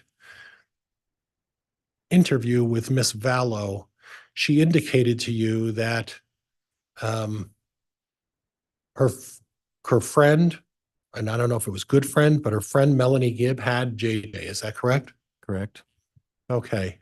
And then you testified that you took some effort to get a hold of Miss Gibb, correct? Correct. And did you subsequently learn that you got a hold of Miss Gibb at some point shortly after that meeting with Lori Vallow? That would have been later that evening that we finally got a hold of her. And Miss Gibb confirmed at that time that she had JJ Vallow. Is that right? No, What did she say? she said she did not have JJ. Oh, well, isn't it true she lied to the police about the whereabouts of JJ Vallow on that day? I don't know. I wasn't involved in that conversation. Okay. Okay. So when you say that she said she didn't have JJ, how do you know that? If you weren't involved in the conversation? Because the next day is when law enforcement obtained a warrant because she had stated to officers that she did not have him. Okay. So your recollection is that Melanie Gibb did not lie to the police initially about having JJ Vallow? Is that what you're saying? Objection, he's misciting the testimony. Overruled. Is that what you're saying? Ask the question again, please. So what you're saying is that you got the search warrant because Melanie Gibb said she did not have JJ Vallow? Is that what you recall? That's what I recall. Okay. Now, during the conversation with Lori Vallow, she made a number of representations.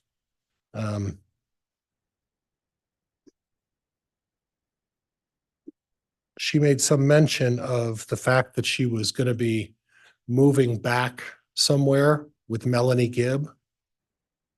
Do you recall that? Yes. Okay. And that her and that JJ and Melanie were at a Frozen movie or something? You recall that? She said that Melanie and JJ were most likely at the movie Frozen 2. Okay. So from what you heard her say about moving back, the fact that you felt that the apartment when you went back for the search warrant was abandoned, did you look into the possibility that Melanie Gibb had made plans to leave Rexburg, Idaho and move back with Melanie Gibb in Arizona?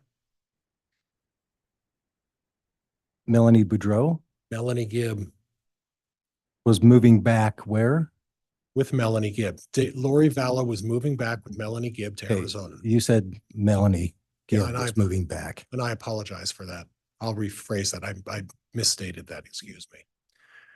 Did you look into any information that would support the idea that Lori Vallow, after she abandoned that unit 175, had the intent to permanently move back with Melanie Gibb? Well, she had told us that, so we were looking into that possibility, Okay. yes. Okay. So at this point, what you have is you have information that would suggest Lori Vallow may not have been honest about the whereabouts of JJ Vallow, correct? Correct? And you had information that at least her friend Melanie Gibb was accused of having JJ, correct? She stated that Melanie had JJ, yes. And at some point, Melanie Gibb contacted law enforcement, which gave you concern as to where JJ was, correct? Correct. Okay. Now, as part of all of these records and all of this information, you didn't look at Melanie Gibb's phone records, did you? Not at this time, no. Well, at this time, we're in trial right now, sir. Right. So when are you planning on looking at the records? A week from now or a month from now? Objection, argumentative. Sustained. You never looked at David Gibb's or David Warwick's records either, did you, sir? Nope. Okay. Are you aware of the circumstances regarding September 23rd and 22nd and 23rd of the last known existence of JJ Vallow? The Sir? circumstances? Yeah, the circumstances surrounding his disappearance on those days. Are you familiar with that? I'm not exactly sure what you're referring to. Are you familiar of who was with JJ Vallow or in the close proximity of JJ Vallow on the 22nd of September, the day he was at least last observed? There was a number of people that were at Lori's residence, yes. Right. And one of those people was Melanie Gibb, correct? Correct? One of those people was David Warwick, correct? Correct. And you're trying to locate JJ Vallow, and Lori Vallow on this tape says to you, my good friend Melanie has JJ, right? Correct. And you didn't look or bother to look into either David or Melanie Gibb's phones, did you? No.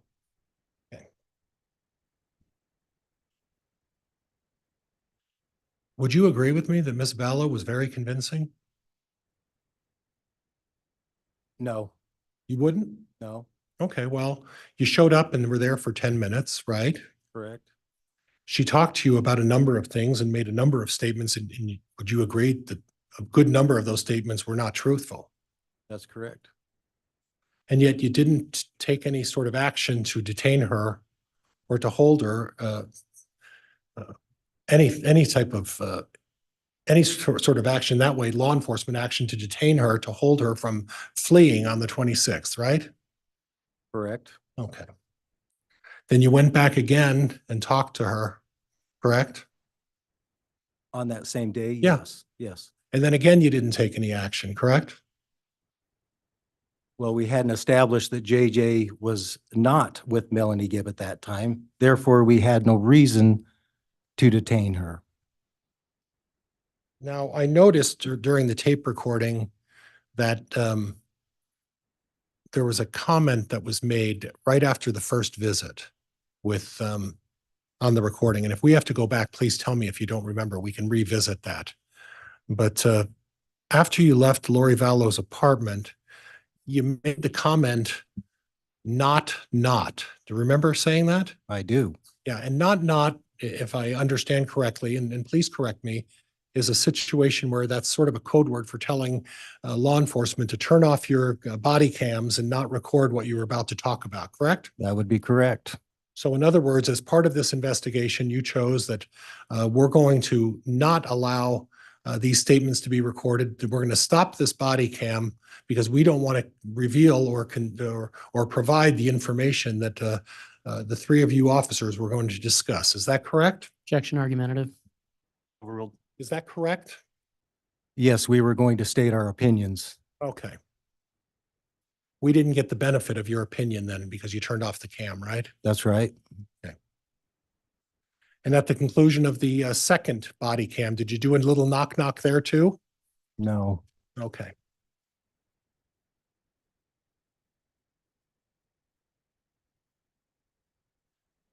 Ms. Vallow also mentioned that Alex Cox was her protector, right? that's correct.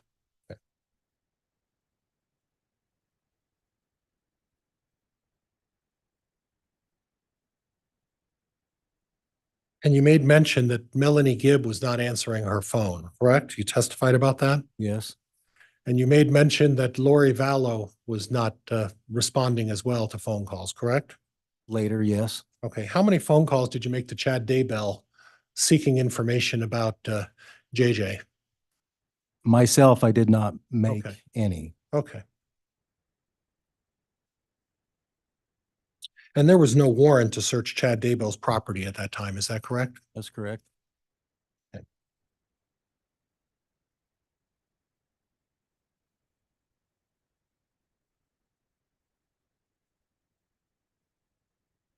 And through your research of all of the devices,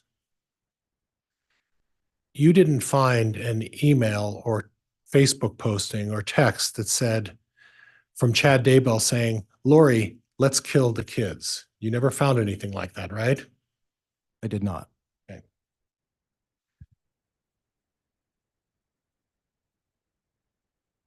Now, during the search of the of one of the apartments, I noted this, and I noted this before. You made it, and you know everybody who was at the apartment during the search, right? Most likely. Body cam, most likely, or did you? What about the body cam? The body cam search of the three apartments, you knew everybody who was in there at that time, correct? I'm sure I did. Okay, all right. And at the time, you made a comment during one of the searches, and you said something to the effect, going that way, Rob. Okay, Who's Rob? that would have been Prosecutor Rob Wood. Okay, so Prosecutor Rob Wood was present during the execution of the search and review of which apartment were you searching when you told Rob going that way? I believe that was 175, Okay, Lori Vallow's. correct? Okay.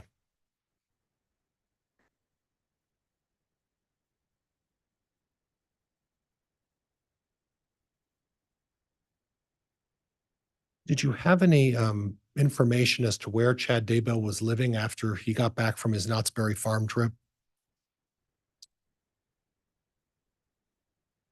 I can only speculate Okay. from what I had heard. All right.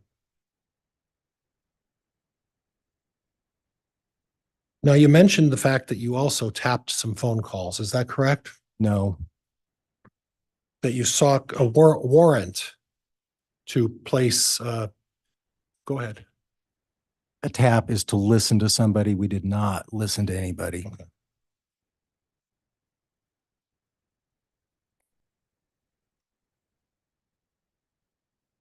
Did you do any location? uh, And I don't know what the proper word is. The warrant that you searched to be able to do a location on someone's phone like you did in this particular case. What's the term of that again? I'm sorry. Tap and trace. Tap and trace. That's right. I thought I had the first word right. So did we happen to do a tap and trace on Melanie Gibb and David Warwick's phone as well? No, Okay.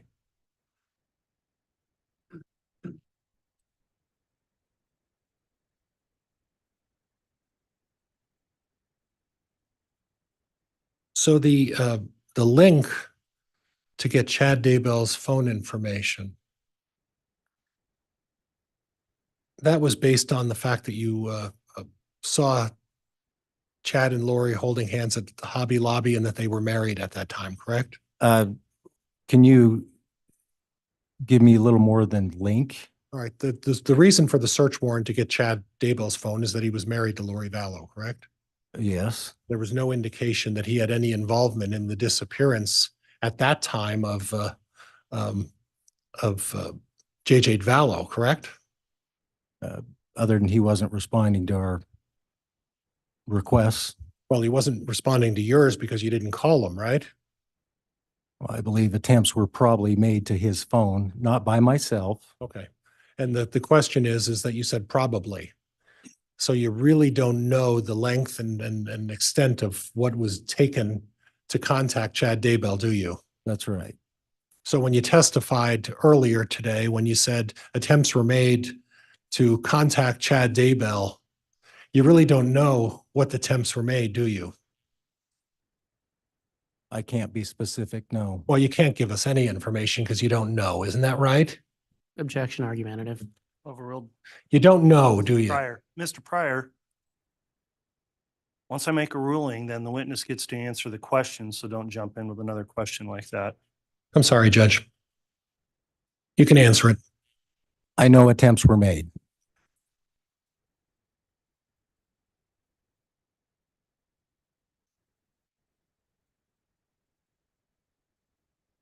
Now, on the subject of cell tower information, cell tower information coverage is really designed to show a phone company has an area, specific area covered, correct? Roughly. Yeah. And it's not a way to locate where a device is. It's not appropriate to use cell tower coverage to show where a phone is in a particular location, is it? It would be of the three methods, the least accurate. Okay. Well, the least accurate would be there's cell towers that are shooting down a coverage area, and what the least accurate is that that's showing that potentially the phone's in that designated area that covered by the cell tower, right? Of three areas, yes. Right. Okay.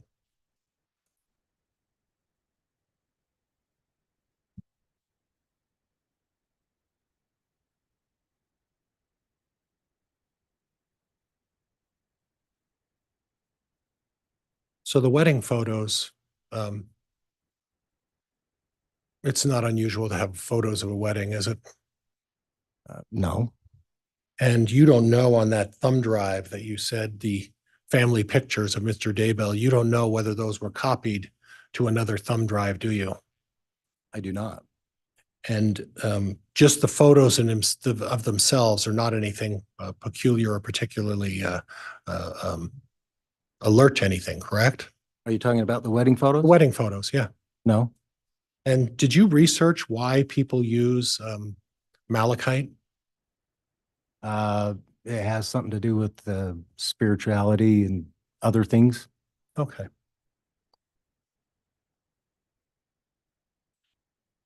And you have no information that Chad Daybell and Lori Vallow, prior to the searches of the malachite rings and the purchase of the rings, had ever discussed getting married. Is that right? Not that I know.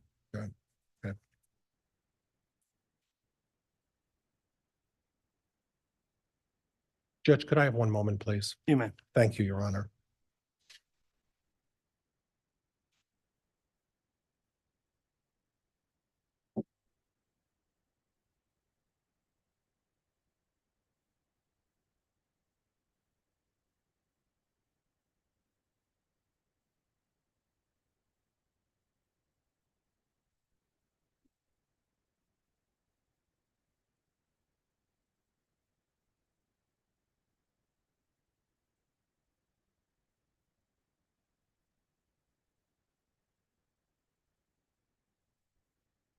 Judge, that's all I have. Thank you. All right, thank you. That concludes the cross-examination then.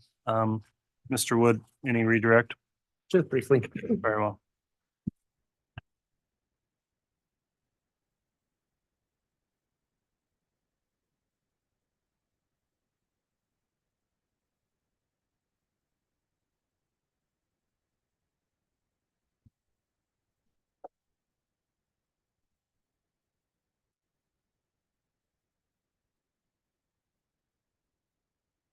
Detective, you were asked about doing a search on Melanie Gibbs' phone and David Warwick's phone. Correct? Correct?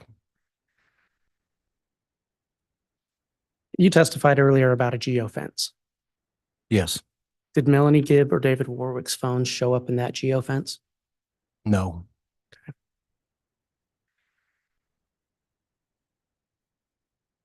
And you asked about Melanie Gibb and David Warwick and doing a tap and trace on them. And you didn't do that, correct? That's correct. At the time you did tap and trace warrants on Lori and Chad, was Melanie Gibb cooperating with law enforcement? Yes. So you didn't have to do a tap and trace to find her. No, we were in communication with her. You were asked about any link between Chad and the search for JJ, correct? Correct. Where was JJ Ballow's body found? On Chad Daybell's property. Were any of Melanie Gibb or David Warwick's kids found on Chad Daybell's property? No. Grounds? The objection's untimely, overruled.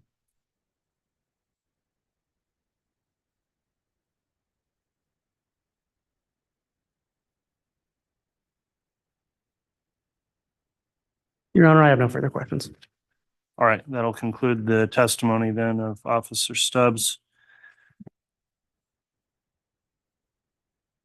I'm going to inquire of the state. Is there a potential that this witness is going to be recalled for further questioning during trial? Your Honor, it's not likely. We have with our law enforcement officers, though, decided we're probably not going to release them just in case we need them for rebuttal.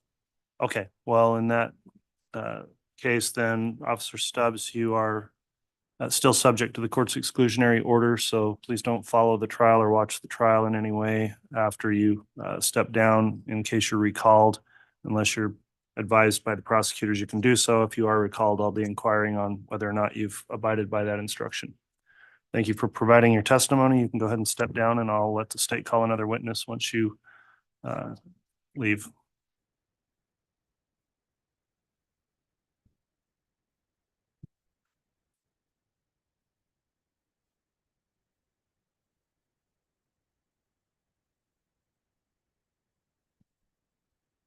Your Honor, if the state would call Steve Daniels, I do need to confer with my team about something really quick, but we would be calling Steve Daniels. Okay, take a minute to do that.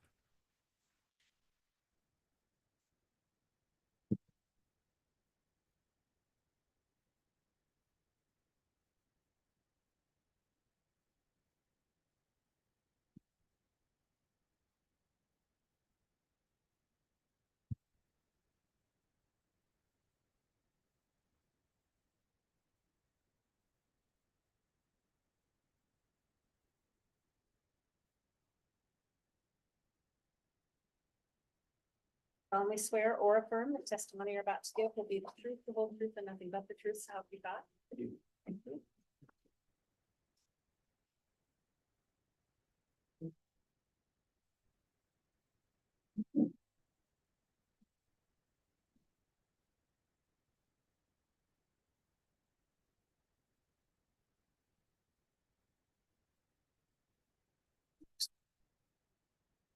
Okay, the witness has been sworn. What title do you prefer, Mr. Daniels?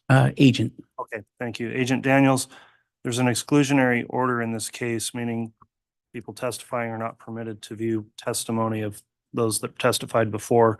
And the case has been live streamed as well as open to the public. Have you viewed or watched or in any way observed trial testimony since this case began? No, I have not. Okay, have you discussed with anyone else the testimony they've given during trial? No, I have not. All right, with that declaration, then, Mr. Woods, if you'd like to proceed with your direct, you may. Thank you. Can you please state your name and spell your name for the record? Steve Daniels, last name Daniels, What is your occupation? special agent with the FBI. How long have you worked for the FBI? I've worked for the FBI for 26 years, approximately.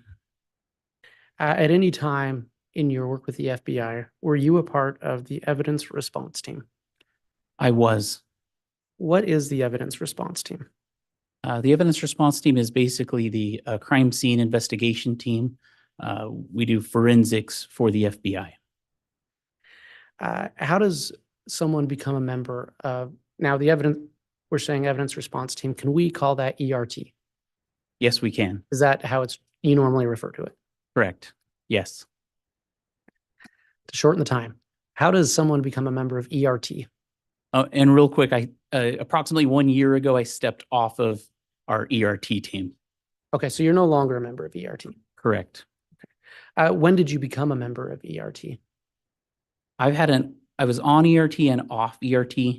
My original entry on ERT was approximately 2001. How does a member of the FBI become a part of ERT? Once you become an FBI employee, then there's a hiring process to become an ERT member, like an internal process to become a member. Okay, and what training is necessary for that? Once you become an official ERT member, then you get to go back to Fredericksburg, Virginia, and you receive an 80-hour ERT training, a basic training. And at that basic training, that's where you kind of learn the original beginning policies, procedures, how to process crime scenes, how to process, execute search warrants, that type of thing. And did you complete that basic ERT training? Yes, I did. Is there advanced training available for ERT members? Yes, there's a lot of advanced trainings after you get the 80-hour basic course completed. What, if any, advanced trainings did you complete as a member of ERT? I've completed a lot of advanced trainings. I think the one that's relevant today would be the Recovery of Human Remains course. And I completed that one approximately March of 2014. And at that course is held at the University of Tennessee in Knoxville. And that's a course, it's a 40-hour course. And you have to complete the basic ERT course and another course, advanced course, before you take it. And the pertinent things are, that's the course where you're taught by certified experts from the University of Tennessee how to process human remain recovery sites. So how to collect those sites, how to process the sites. They have a large area where they actually have human remains. And during the course, and it kind of varies, but you get to excavate approximately 4 to 5 burial sites. So my course, we excavated approximately 4 human remains sites during the course. And then at the end of your excavations, your team members or each team will present those, their excavations, what they did, how they did it to each other. So you kind of learn from that. And then besides that,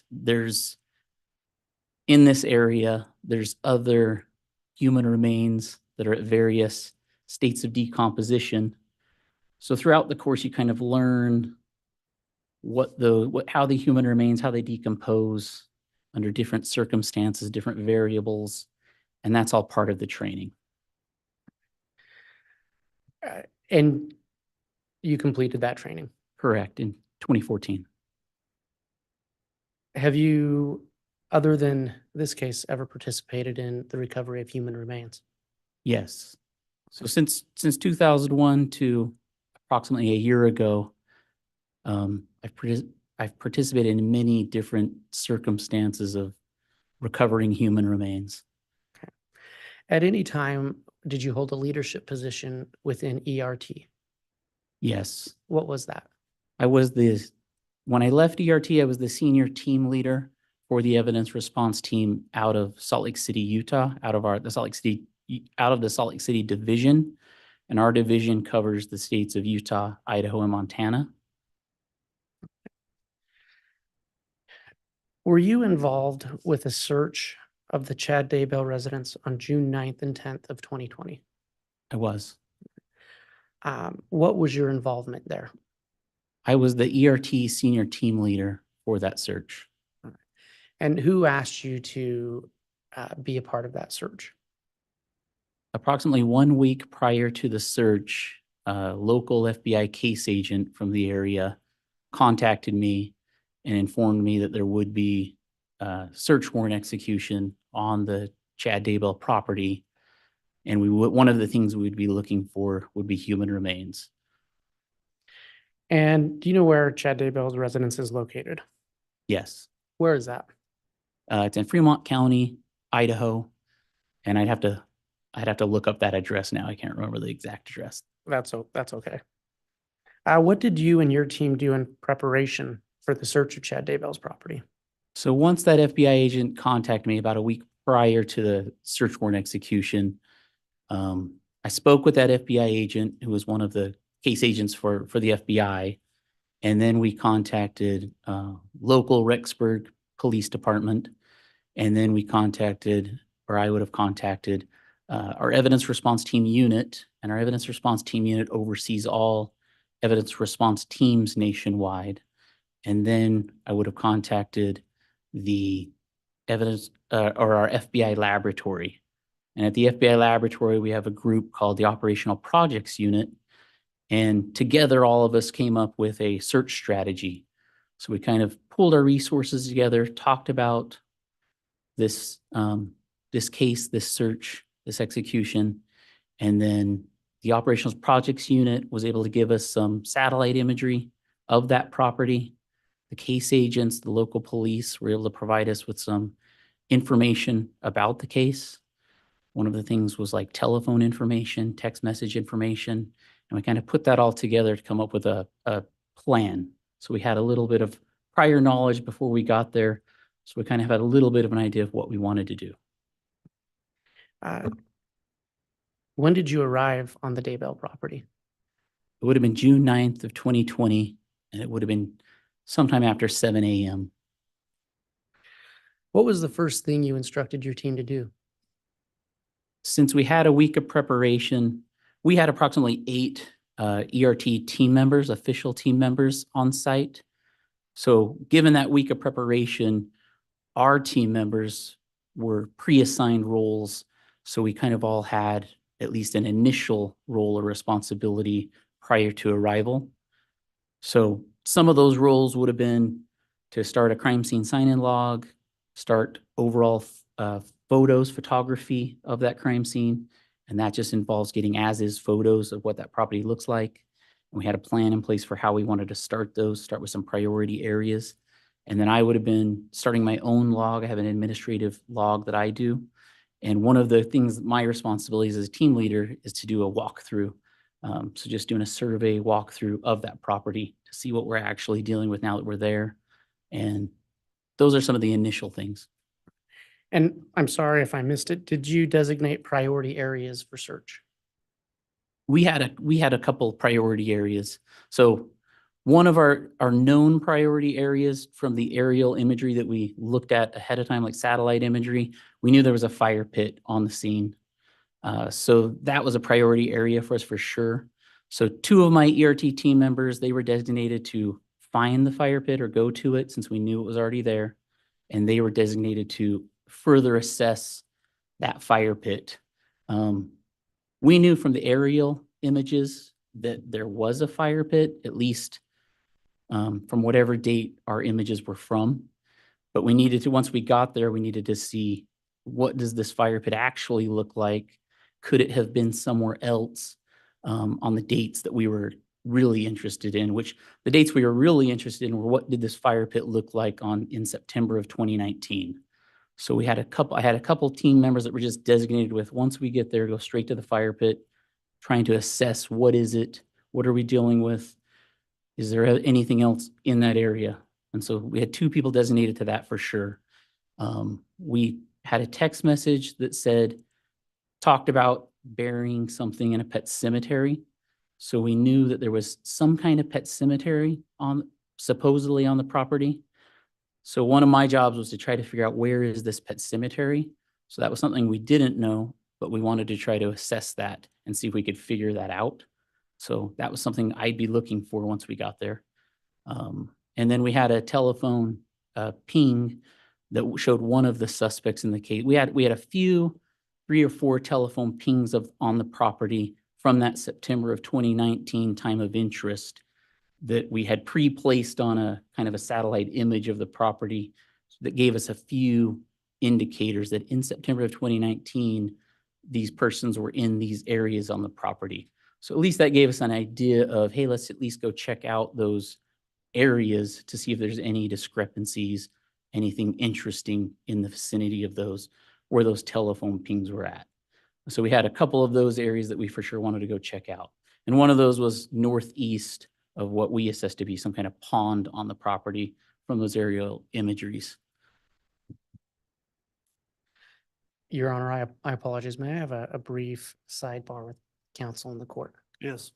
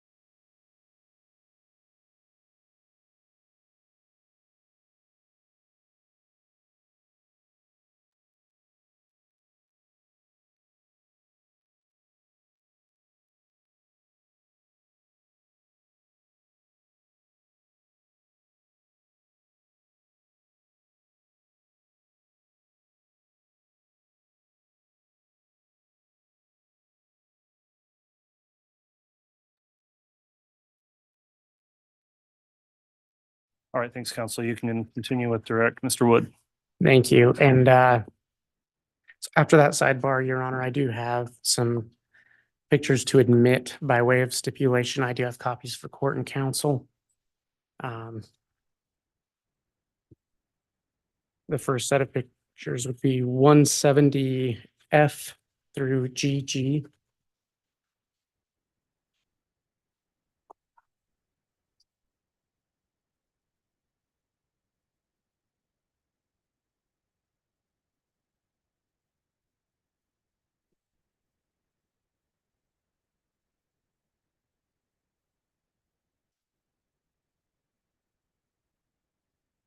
And I, by way of stipulation, move for those to be entered into evidence.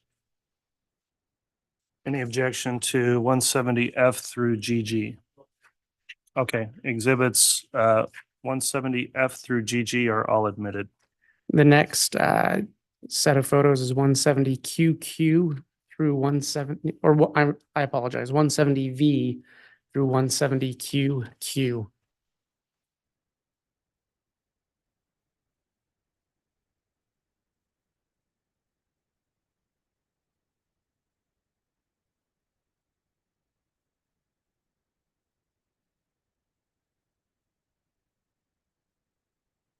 Thank you. And so by way of stipulation, I'd ask for those to be admitted.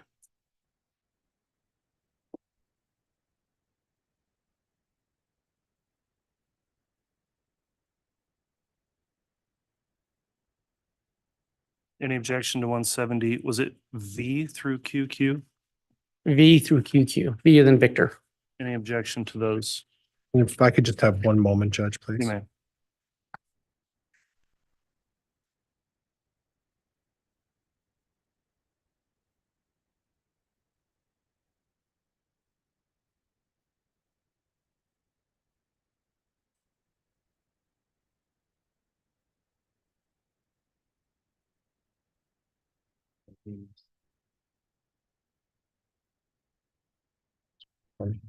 No object. No objection, Judge. Okay, Thank you. And the next set would be 170 WW through 170 XX. all right, for the record, then 170V through QQ were admitted. 170WW through XX, I'll review those next.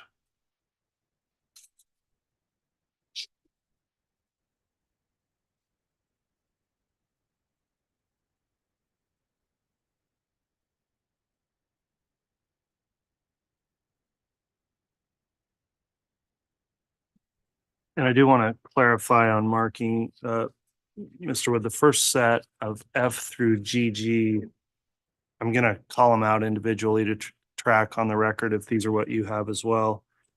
These were admitted, but it's 170F, 170G, 170H, 170, and it goes to 170X, 170W, 170V, 170U, 170T, and then it's 170GG. Yes. Okay. And I understand they are not necessarily exactly in an order, but that Okay. is what they are. Because the second set would appear to overlap through the first, but they don't. So we'll track those. And again, when they're admitted and for the jurors, they're not necessarily all inclusive of those numbers in between or letters. So we'll make sure that's clear. But there's a third set now, which is WW through XX. Have you had a chance to review those, Mr. Pryor? I have, Judge, and there's no objection. Okay, so the set of pictures 170 WW through XX are admitted. And if they are to be published, Mr. Wood, any of these, please reference them clearly on the record so we're tracking which ones are being published. Okay. And then, Your Honor, the next set of photos is 170 YY through 170 JJJ.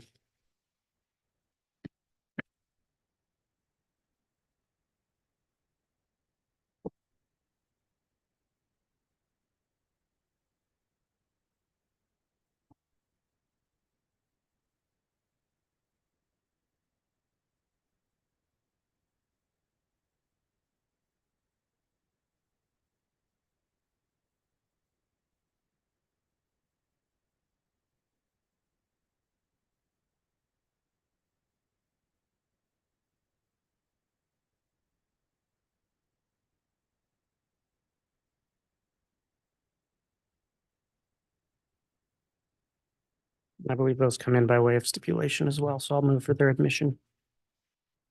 All right, Mr. Pryor, have you had an opportunity to review those? Yes, Judge, and there's no objection. Okay, the photographs that are contained in what's marked 170 YY through JJJ are admitted. And again, as you reference those throughout testimony, Mr. Wood, please clearly indicate which ones individually are being referenced. And then, so I have two more sets.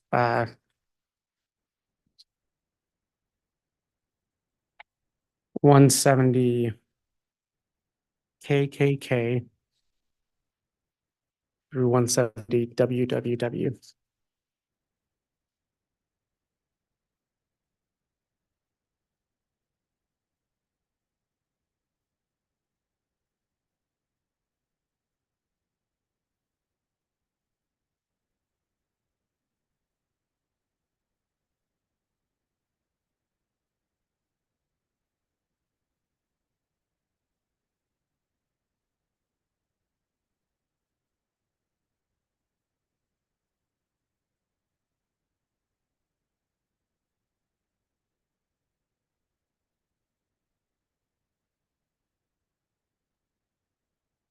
And if there's no objection, I'll move for the admission of those into evidence.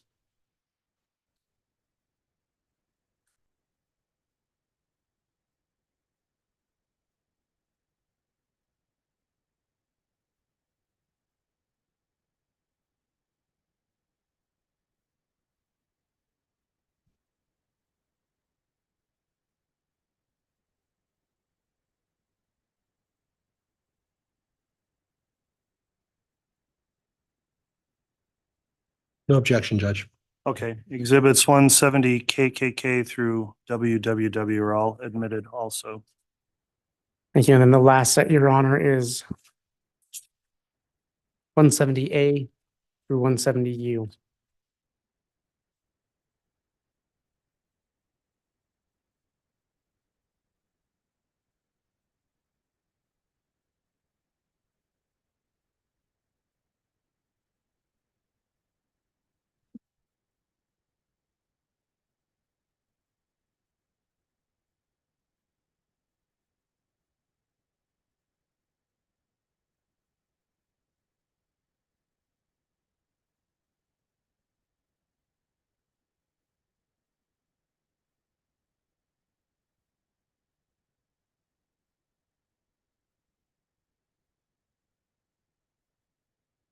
And if there's no objection, I'd ask that those be entered into evidence. And if I could just have a moment, Judge. You may.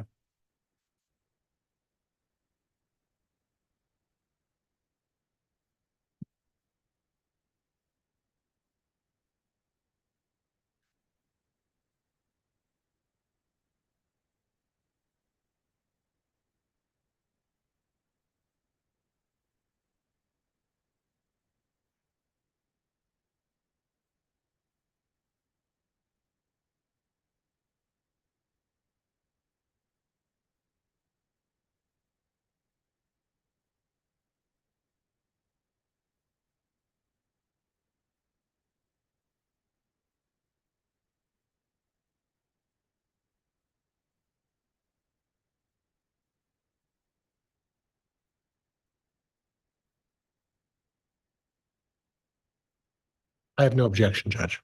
Okay, then 170A through U are also admitted. And again, council will ensure that on the record and the way they're entered, eventually the different sets are individually entered as exhibits.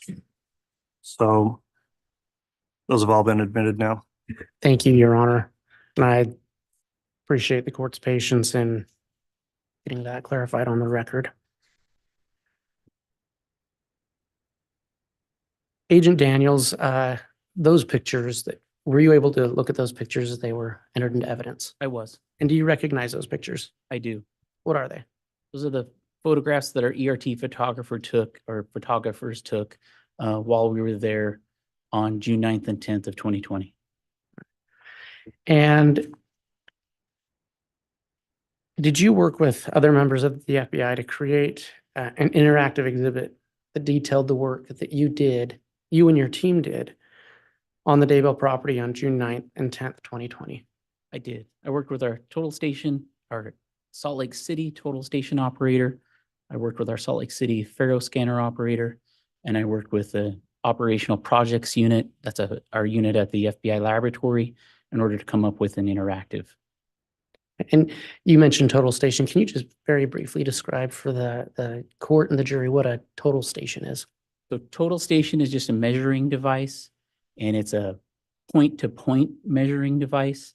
Sits on a tripod on one end, and on the other end, it has a pole, and at the top of the pole, there's a prism.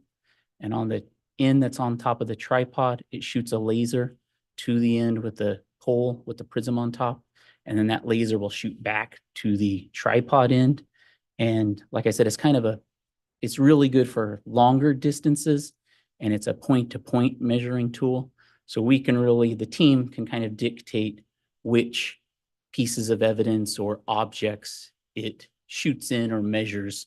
So in a scene like the one we'll discuss today, it's good at outdoor scenes. It's good at long distance measurements.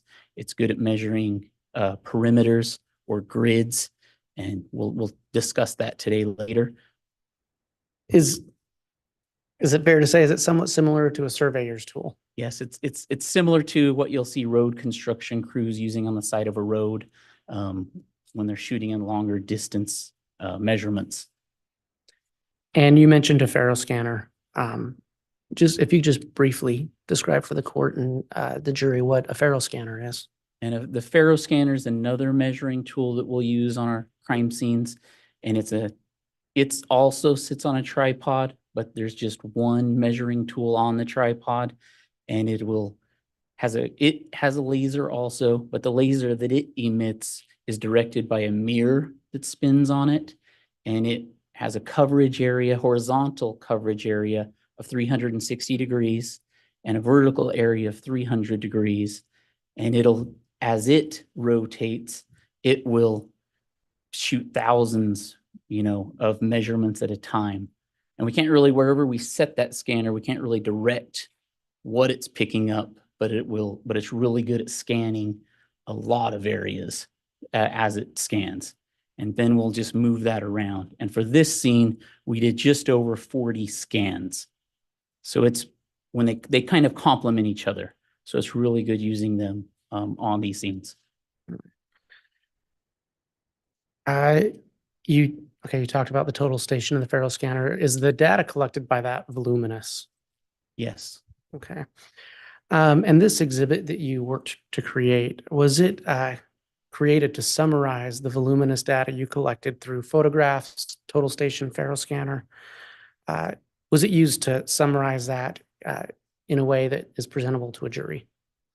Yes. So there was a lot of data that was collected from all of these tools, and that all was presented to the defense and prosecution teams. And then this exhibit was meant to just summarize everything and make it as easy possible for everybody today. And would that exhibit make it more convenient to provide your testimony rather than bringing in every Faro scan, every total station measurement? Yes, it would. Okay. Your Honor, based on Idaho Rule of Evidence 1006,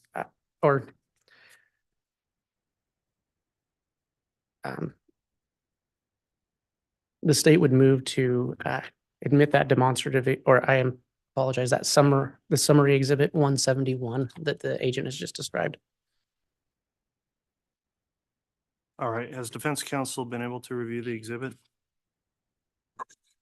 Is Yes, Judge.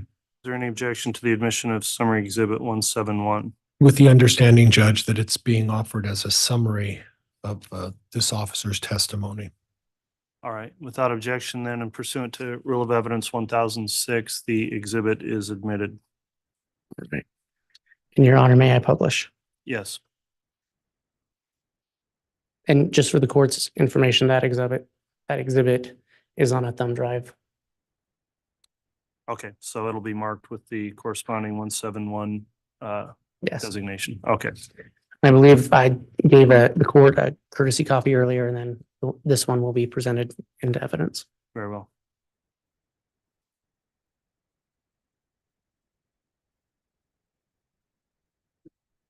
Agent, is this the exhibit you prepared?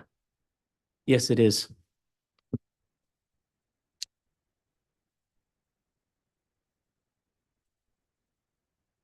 It's just taking a second to read.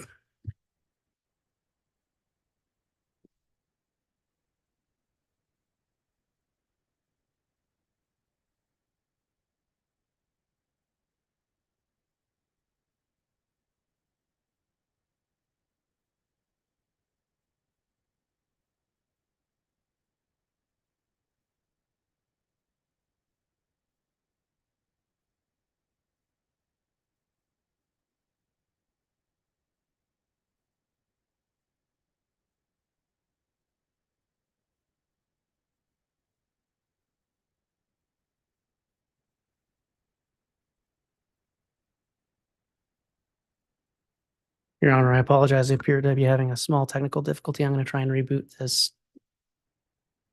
Okay.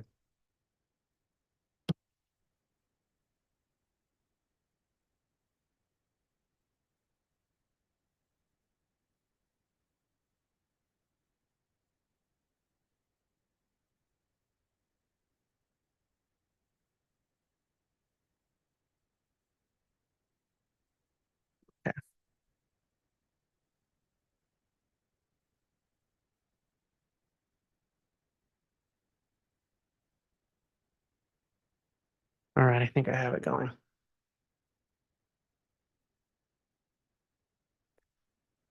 Agent, can you describe to the jury what they're seeing right now? So this opening screen just shows the city of Rexburg to the south, and then north is going to be to the top of our screen on all of these.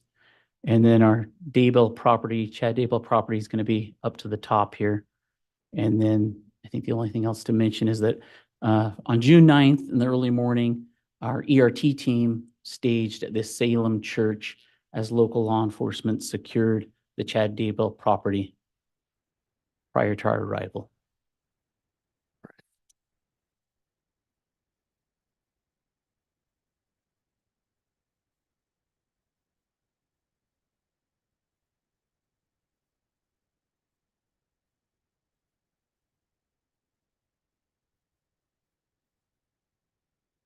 I apologize, Your Honor. It still seems to be having an issue. There we go. Or maybe not.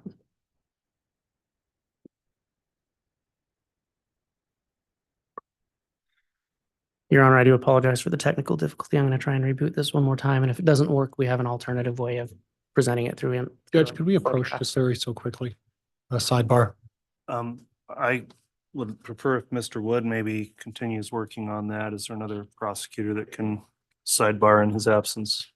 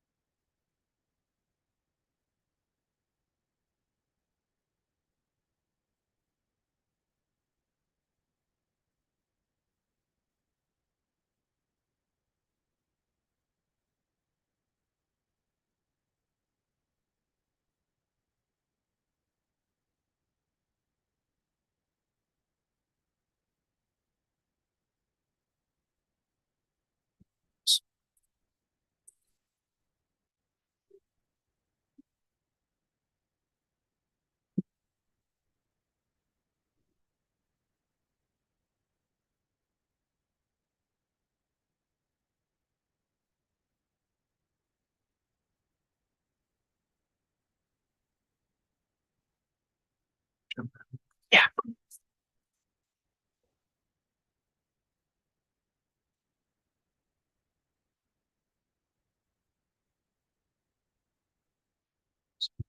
Well, your memory's not terrible.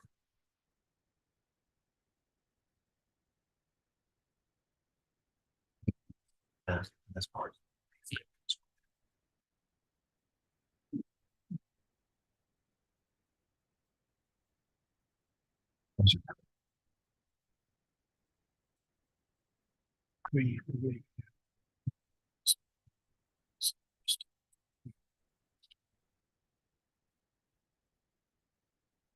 Why can I do with all of that? So that is stipulated. That does not only include stuff, that doesn't include Alex's garage though. It doesn't, one of those.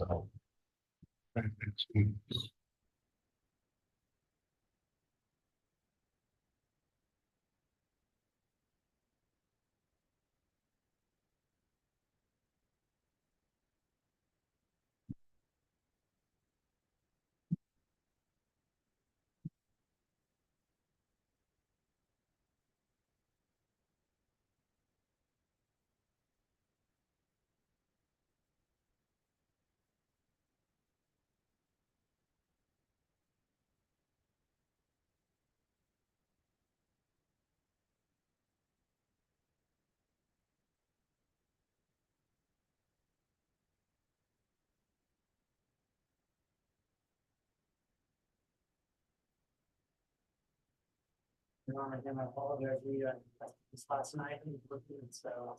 I understand.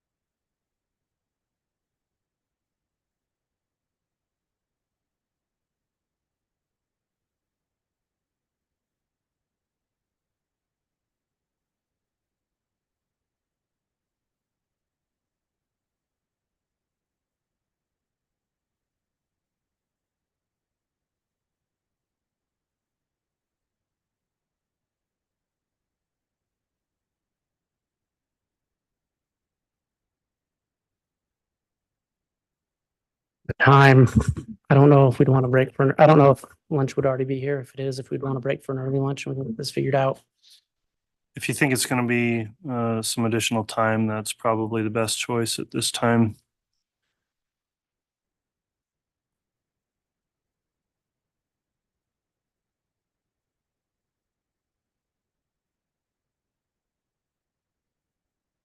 Your Honor, that may be the best choice. And if we could have, I don't know if it's possible today to have a shortened lunch based on what the court had mentioned earlier.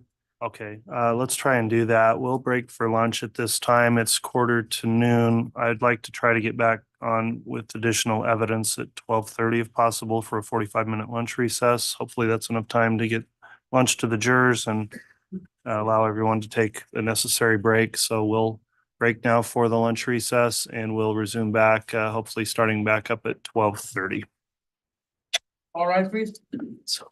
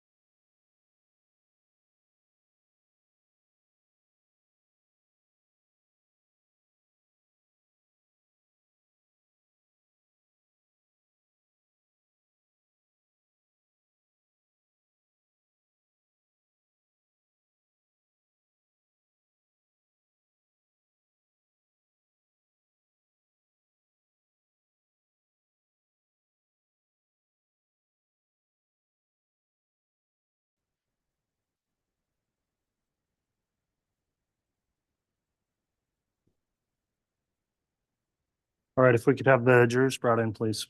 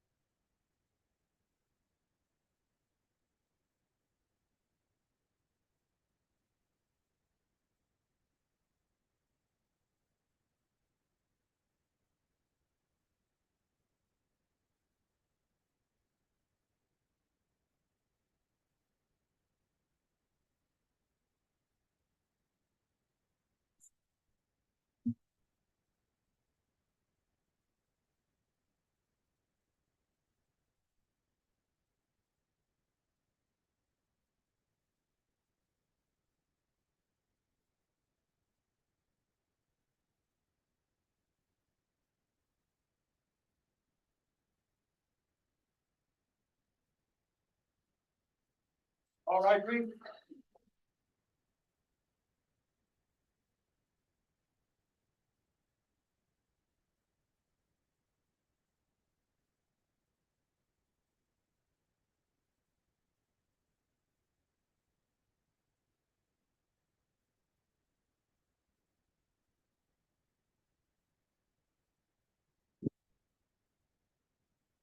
He's our president, counter for your honor. All right, thank you. Please be seated.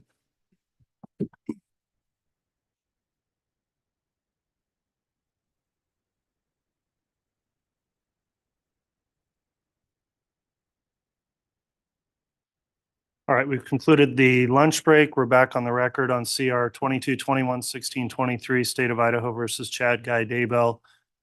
Agent Daniels is on the stand in direct examination. I'll remind the agent he's still under oath for his testimony. And Mr. Wood is continuing with direct and had an exhibit you were working on that I understand is functioning now. Is that right? Yes, and I thank the court for your patience. Okay, thank you. If you want to go ahead and continue with direct, you may. All right, if I may publish through the HDMI. Yes.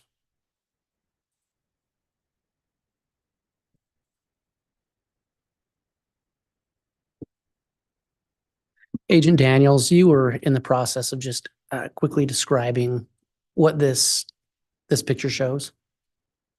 On the bottom, it just shows the city of Rexburg, and it shows the Salem Church where the ERT team staged the morning of June 9th, 2020, prior to the search warrant execution. And at the top, which is north, and it'll be north on all of the pictures that we show, it shows the Chad Daybell property.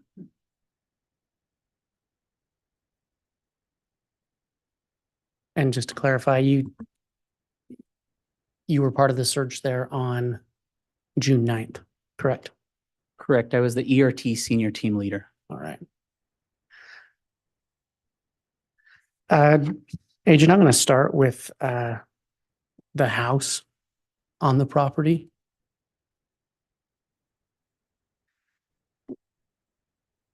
Can you describe what you see in this picture? And Your Honor, this is State's Exhibit 170 VV. This is just an overall photo showing the front door of the residence, which is located on the west side of the property. Okay. And can you explain what you saw in this picture and where it was taken? This is just a vantage point photo, and it was taking on the second story level of the residence, which is right about there. And the picture is taken outside of this window, and it's just looking towards this large tree.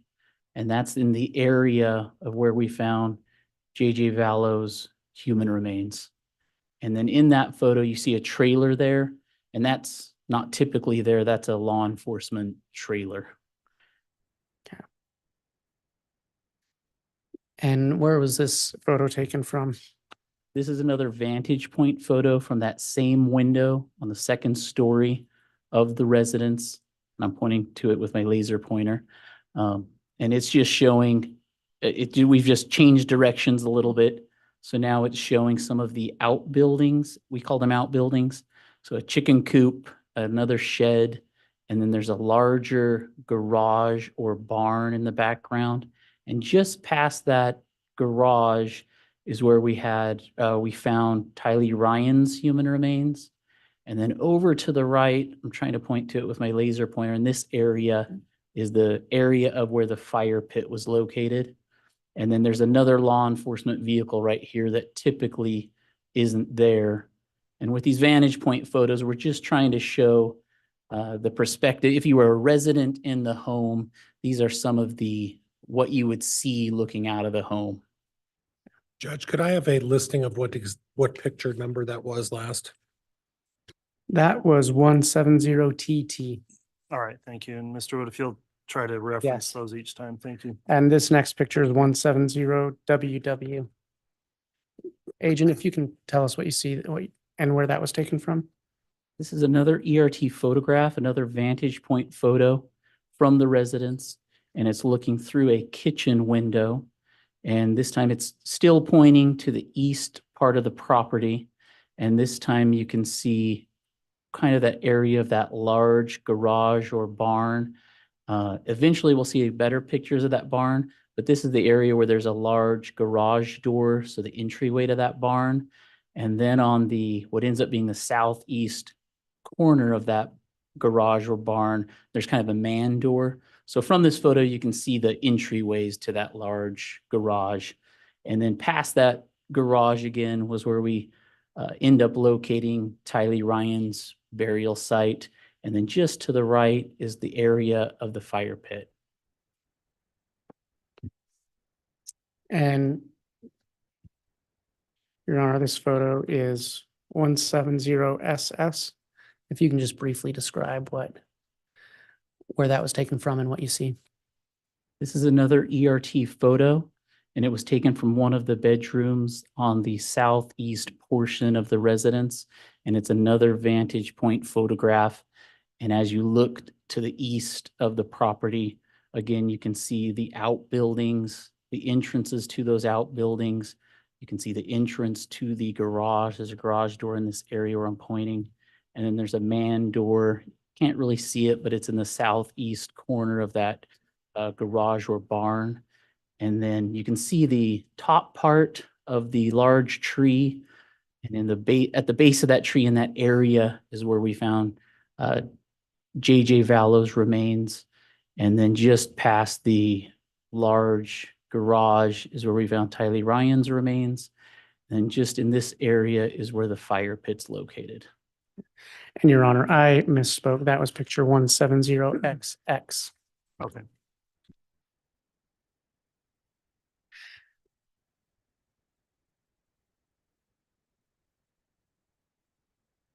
And Agent, you testified earlier about how when you got there, you picked out some areas of interest. Can you, with your pointer, show the jury where those areas were? Prior to arriving from our aerial images that we saw, like satellite imagery, this was the area of the fire pit. So we knew that was a priority area.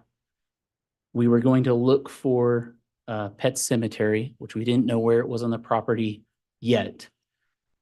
And then we had some telephone ping information. One of those pings was in the area up here where I'm trying kind of circling. JJ's human remains end up being found where that orange rectangle is. And our Pet Cemetery ends up being found in this area right here. And that square ends up being Tylee's burial site. But at the time, prior to arrival, we didn't know that was going to be exactly that was going to be Tylee's burial site. We didn't know exactly that was going to be JJ's burial site. I'm going to click on this fire pit area and click on show measurements. Can you explain for the jury what those measurements are? So initially, when we arrived, we had 2 team members that were designated to go to the known fire pit and start assessing what are we dealing with on June 9th. And so part of that assessment, they started observing ash on the ground in the area of this fire pit. And they started setting up this grid. So this outer portion that I'm highlighting right now is the outer perimeter of the grid they set up. And the reason they did that was just because of the ash that they could see on that ground in the vicinity of the fire pit. And with the grids that they ended up setting up, they just kind of quadranted out. So they made a quadrant here, a quadrant there, one right here around the fire pit, and then the fire pit actually became a quadrant. So that was just an easy way for us to kind of designate and search each of those individual quadrants and search the fire pit. And we'll get into that in a minute. And it just, as we collect those items from each quadrant or grid, it's just an easy way for us to kind of document where things came from. And then in a minute, we'll show some photos of a charm that we located. And that's dot right there is where the approximate location of where we found a silver charm. And we didn't get an exact measurement to that charm, but with our total station measuring tool that I described earlier, we total stationed in all of these outer points, the perimeter and inner points, like just where these corners meet of this grid. And with our operational project unit was later able to take a measurement from that northeastern corner and then take a measurement. This fire pit ring ends up being center blocks. So at each end of each of the center blocks, we took a total station measurement. So from those measurements, we were able to get a precise measurement of that northeastern corner to one of the ends of our center blocks. And so that's the measurement you're seeing there, 33 feet, 1 inch. And so you get an approximate distance from the northeast corner to the fire pit ring. And so we're at least able to show you an approximate distance as to where that silver charm was located. So, Agent, I'm going to click on these photos. And Your Honor, this photo is 170CCC. Can you explain for the jury what this vantage point is? This is just an overall photograph showing an as-is photo. And in this photograph, once we were there, we could assess that this was an area, or I was able to assess that, hey, this is probably where our pet cemetery is. And I made that assessment based on there was a small dog statue right there at the bottom of that pole. And then in front of this dog statue, there were some discrepancies to the ground or some depressions. And so I was quickly able just to make a pretty decent sized square in this vicinity and get a team to start processing that area. And that's what we called our pet cemetery initially. And then in the background, you can kind of see where the fire pit area is back here. And so that's just an as-is photo showing what that looked like initially. And this photo? And this is just an example of that, the piece of the measuring equipment you see in the middle there, that's our Faro scanner. It just sits on a tripod. And then this fluorescent tape that you can see around on the ground, that's the team starting to create those grids that you can see over on the left side here. So the creation of the grids, and then you can see our Faro scanner starting to take scans of that area. And Your Honor, that's States Exhibit 170FFF.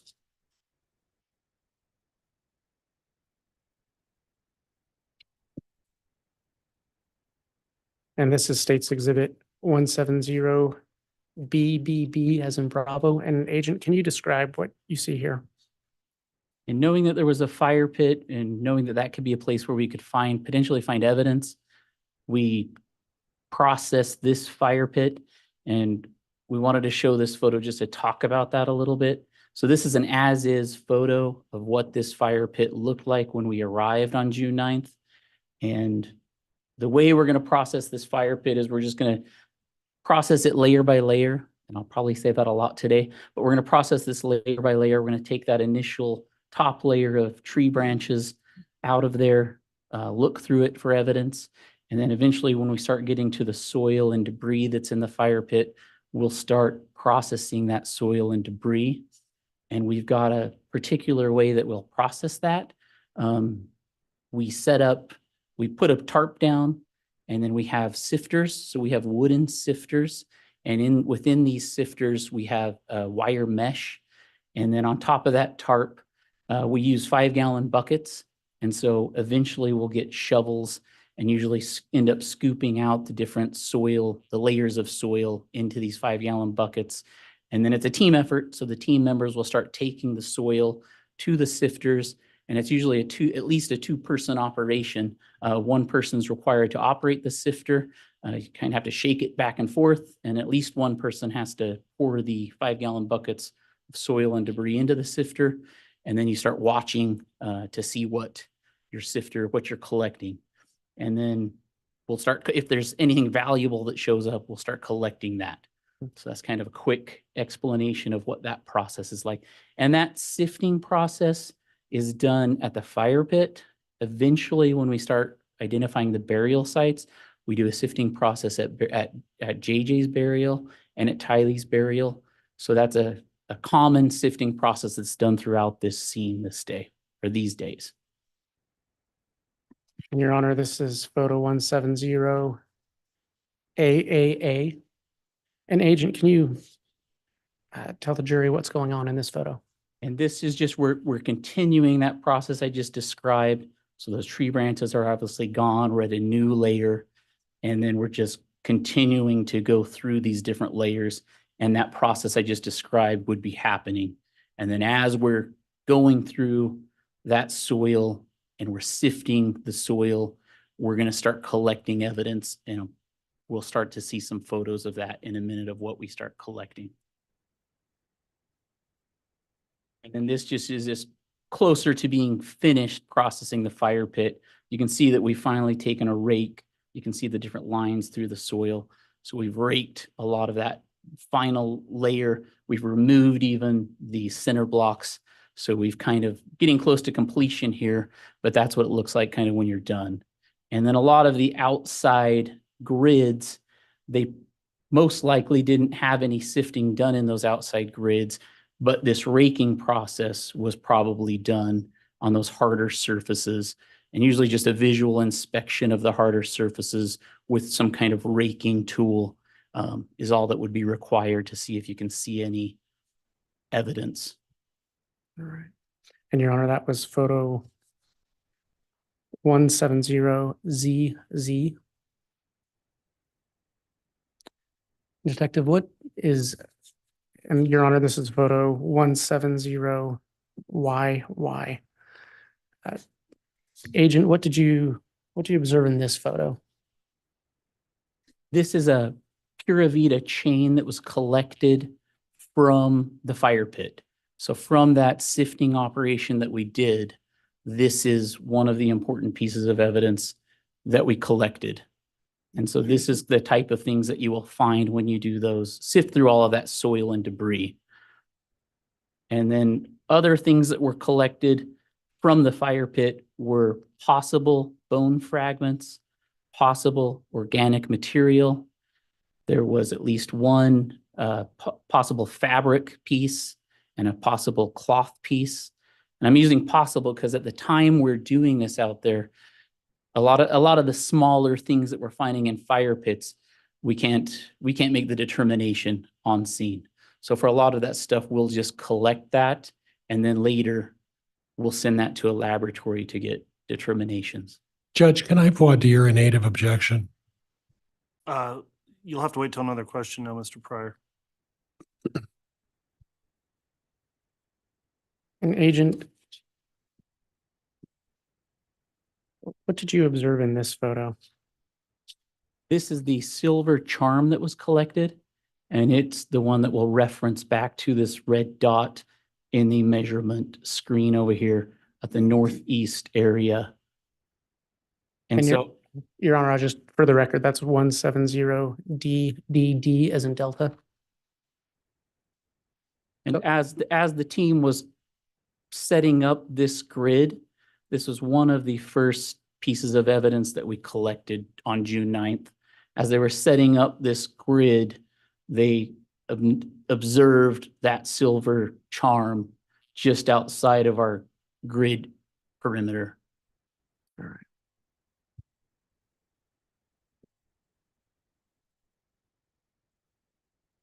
And what is that photo of? This is just a closer view of that charm in place on the ground. Thank you. And Your Honor, that's 170 GGG. And what do you observe in this photo? This is the same charm in place. We've just placed a placard. And obviously, this is item number 1. So that was the first item collected. And Your Honor, that's 170HHH. And this is 170III. And can you explain what you see there? This is it. Now we've moved it. We've just put it on a piece of paper and with the same close-up photo with scale. Your Honor, the court has States Exhibits 175 and 273. We'd ask that those be provided. All right, we'll get those.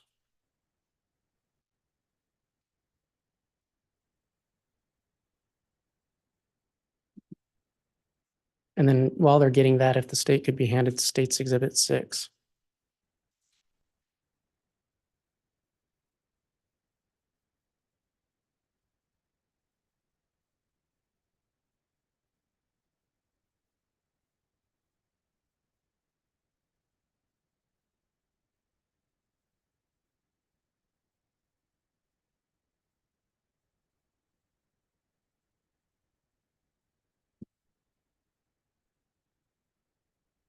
Submitted. What's that? Okay, we have 6. Did you also want 175 and 273? Yes, those are 2 pieces of physical evidence that were brought in. Oh, okay. And you want those brought in at this time? If that's possible, Your Honor. Yeah, yes. we can do that. So we've got some physical evidence that's going to be brought in at this point. I'll 273. ask the bailiff to please coordinate that.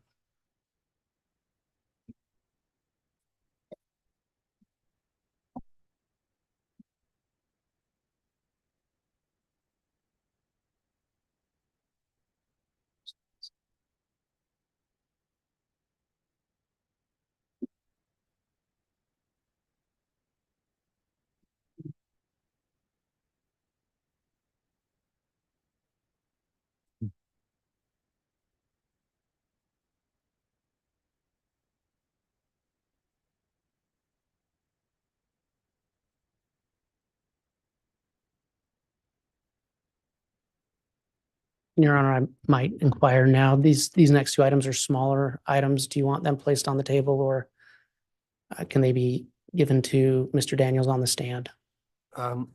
Let's get them admitted first before they're handled, and then if they're smaller, I don't mind if the witness is able to handle them.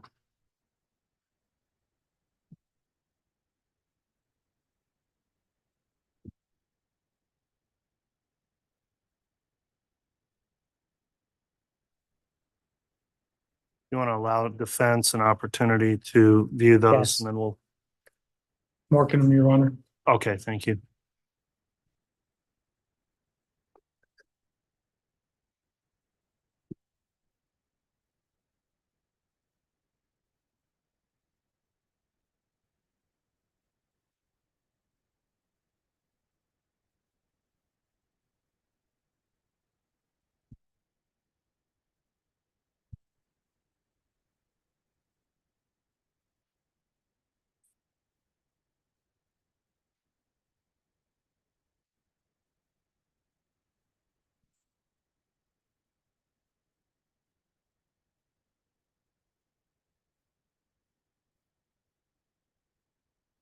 All right, I'll instruct the bailiff, please hand those to the witness at this time, and you can inquire in aid of admission if you wish, Mr. Wood.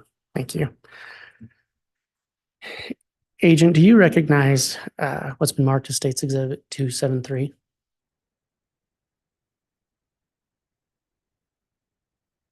Open these or? Your Honor, may he open those to identify the, without showing to the jury, to identify the content? Yeah, and we do have gloves up there if you'd like to wear those. I don't know if that matters to the state I and, think he's wearing some. okay, didn't see that. Thank you.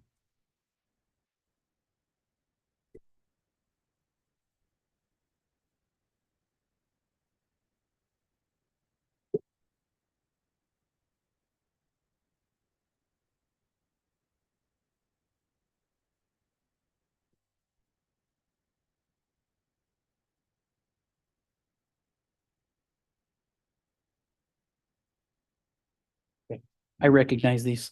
What does it purport to be? It's the Pura Vida chain and the silver charm.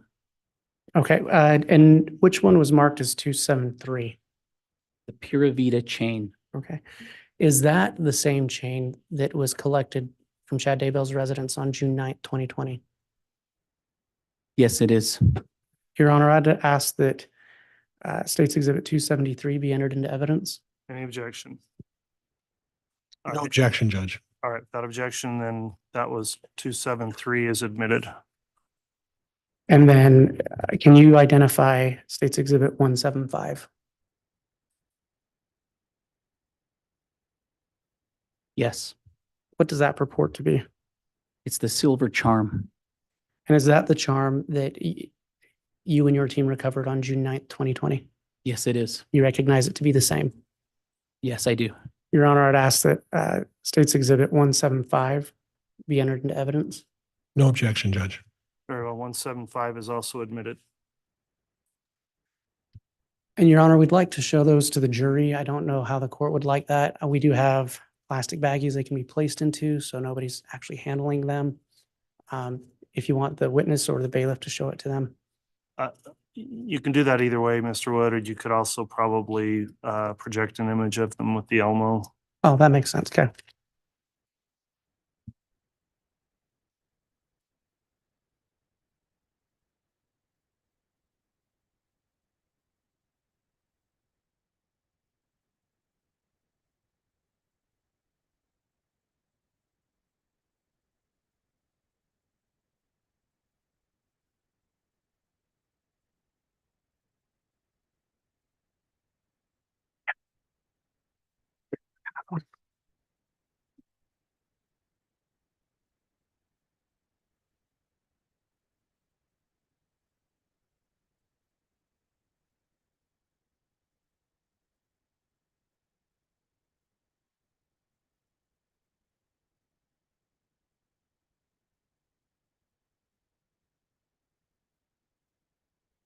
And Your Honor, with the court's permission, I'll also mark these bags with this corresponding State's Exhibit numbers. Yes, you may do that.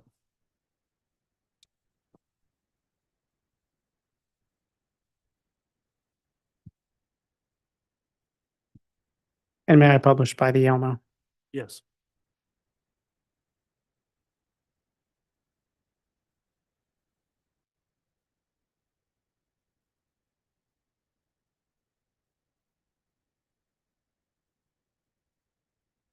Agent, can you describe what you found in State's Exhibit 273?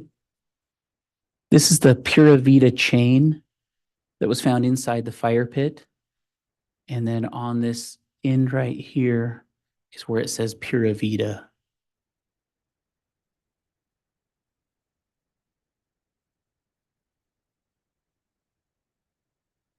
And was that actually in the fire pit? That was in the fire pit. And then the team found that when we were conducting the sifting operation that I described.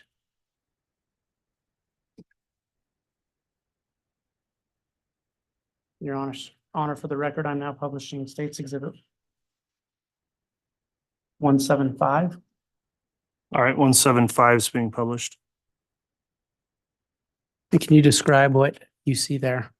That's the silver charm. And that's the charm that was found in that northeast corner, just outside of our grid perimeter. And that was seen on our exhibit, indicated by that red dot over by the measurement area.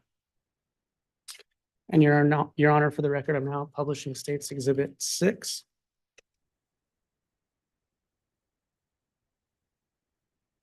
Agent, have you seen this image before? I have. Do you know who that individual is? Tylee Ryan, Do you see her wearing any jewelry? I do.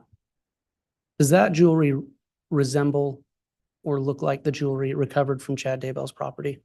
It does. Thank you.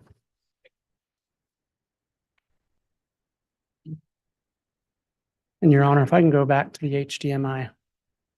Okay.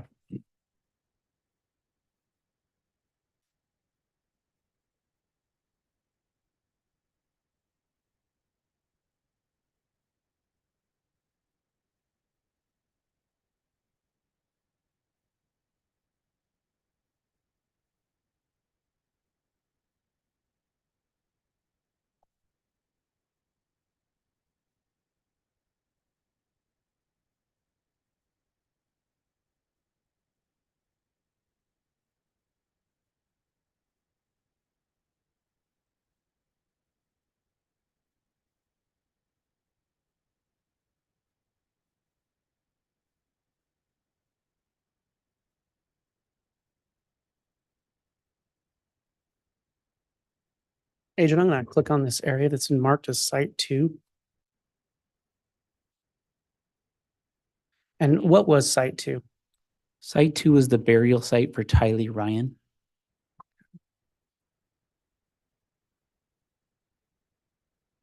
Your Honor, this is photo 170V.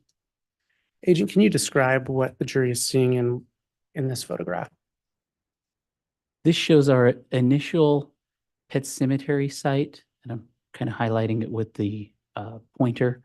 And you can see the dog statue. This was the area that was right in front of the dog statue that I initially said was the pet cemetery. We ended up finding a dog remains in this area right in front of the statue, and then cat remains in this general area. And we processed that area initially by hand, kind of doing a layer by layer approach. Once those remains were removed, we utilized this backhoe. And the backhoe in this picture has started to go deeper in our initial excavation of the pet cemetery. And now the backhoe started to expand that initial site and go north on the property. And that's what we're seeing in this photo, is that expansion northward. And what we'll end up finding is Tylee Ryan's burial site will be in this just north of that initial pet cemetery area. And Your Honor, I think at this point, you talked about turning off the Publishing of these photos. publishing of the photos to the public. Okay. This may be a good place. Going forward here, there's going to be some more graphic imagery in these photos. I am advised, and for that reason, they'll be shown and published if requested to the jurors and the parties. However, the court's going to prohibit their introduction on the live stream or otherwise to members of the audience attending. So we'll get the monitors set up in order to continue to publish these photos going forward. All right. I don't know if we probably need to reseat some of the members of the public as well. So if everybody wants to just stand up and take a stand-up break for a moment, we'll get that arranged. All rise, please. So,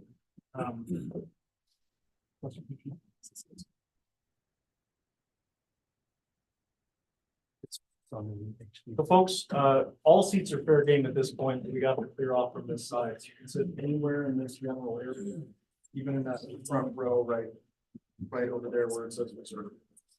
Just so we can accommodate everybody.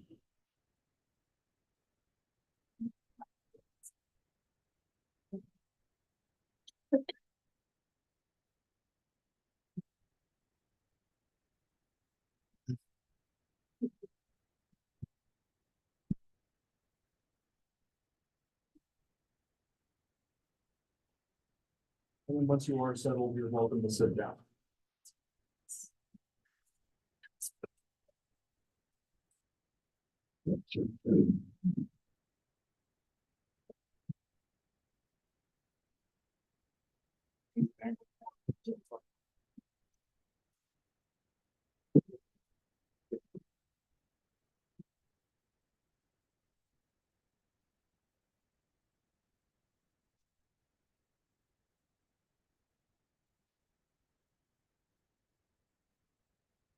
Okay, thanks everyone for accommodating that request.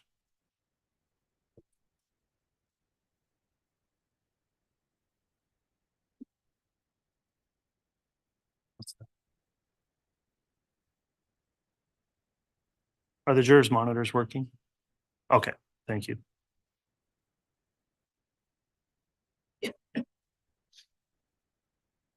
You can proceed, Mr. Wood. Thank you. And Your Honor, this is photo 170W. Agent, can you describe what the jury is seeing in 17 or in this photo? As the backhoe is expanding northward from the pet cemetery, this is one of two vertebrae that were identified. And at this time, we weren't able to determine if this was a human vertebrae. But the key thing was at this point, we stopped and we had a forensic, or we had an anthropologist with us on scene, and we tried to make a determination if this was human or not. And while that determination was being attempted, I caught an odor of human remains decomposing. And so that leads us to stop utilizing the tractor, and we start processing this area by hand.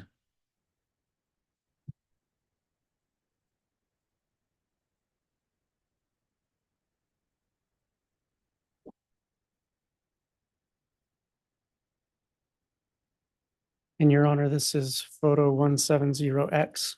Agent, can you describe what you see in this photo? This photo was taken around that same time frame that the two vertebrae were uncovered by the tractor. And once we smelt that possible human remain decomposing, and we saw those potential vertebrae that could be human remains, these bricks that are in the top portion of that photo, those were so close to this area. And at the time, we don't know yet if these are human remains. But if that is human remains, those bricks are close enough to where this human remains could be, that we decided we wanted to keep those, or potentially keep those as evidence. So this photo just shows kind of that initial, we may be onto something here. This photo just helps show that initial, our clue that we could be hitting human remains. And it's important to note that at this time, we had already found JJ's burial site. And when we get to JJ's burial site, he was covered with stones and cement blocks, or stones and cement. So we had an idea that it's possible her remains something could have been placed on top of her human remains too. And then in the middle of this photo, Agent, if you could just, one moment, I need to identify this photo for the court, 170Y. And what did you observe in this photo? This is a photograph we took, and then it's important to note that I wish I could point to it, but in the middle of this photo, this is the other vertebrae that was discovered around this same time. So these were the two vertebrae that the anthropologist was trying to make that determination on, is this human or not? But again, at this time, we couldn't make that determination yet, but we decided to start using hand tools. Agent, can you see the mouse from my computer screen?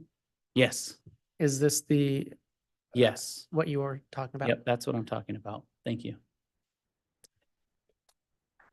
And Your Honor, this is 170Z. Agent, what do you see in this photo? In the very middle of that photo, there's a larger white piece of bone. And that area ends up being Tylee's burial site. And Agent, I don't mean to interrupt you, but is this what you were speaking about with Yes. my mouse? Okay. And then I wanted to take a second on this photo and again, at this time, we couldn't tell, we weren't positive that these were human remains, but we were treating it like it could be, and we were gonna start excavating. And I just wanted to take a second how we process these scenes is we'll set a perimeter and then we'll start processing layer by layer. So try to take layer by layer and excavate the site, just so that we can hopefully tell the story. If these are human remains, we want to know how they were buried.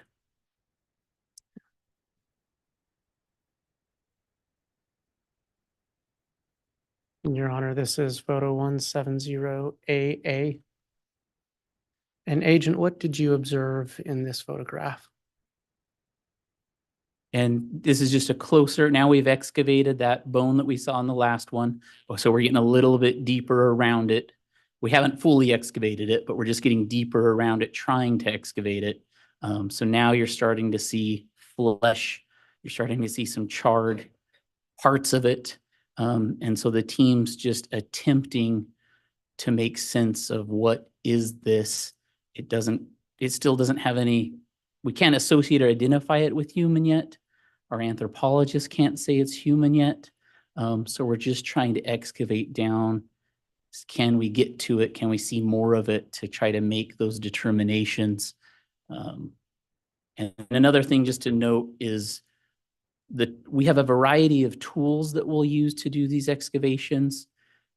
We have shovels, rakes, picks, typically when we're further away from the remains. As we get closer, we'll use smaller things. We have smaller shovels, rakes.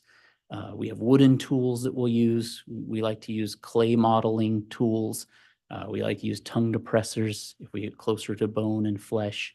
So that's kind of the variety of tools that we'll use for these different scenes. But this is just that closer up view of what we were dealing with. But again, at the time, we couldn't make the determination that this was human remains. So we're just trying to get to what this is and excavate it.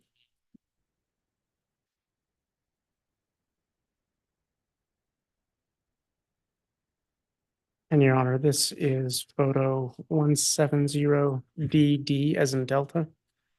And Agent, if you can describe what was going on in this photograph. So we were finally able to remove those pieces that we saw in the last photo.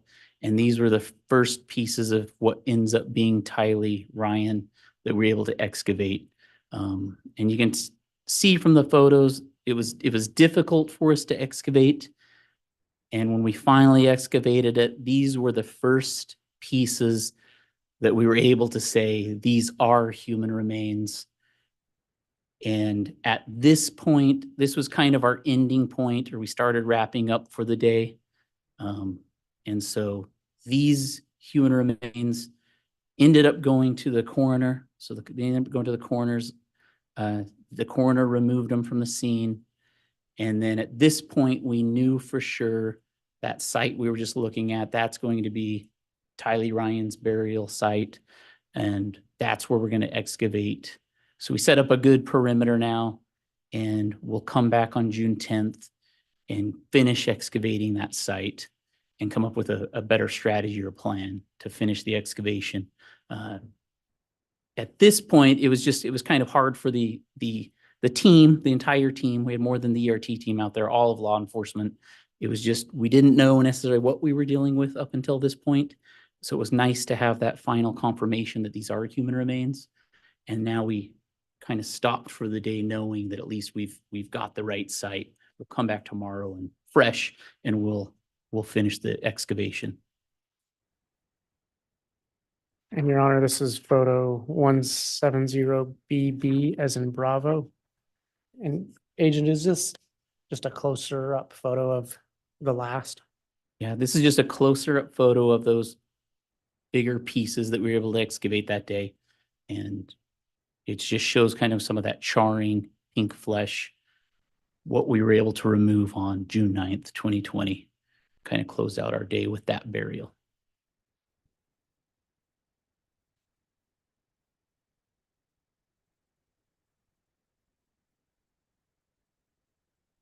And Agent, what did you see in this photo? After we removed those larger pieces on June 9th, this is just the photo of what was left in the burial. So this is what it looked like once those bigger pieces were removed. And this would have been what we came back to on June 10th. And for the record, that's 170LL.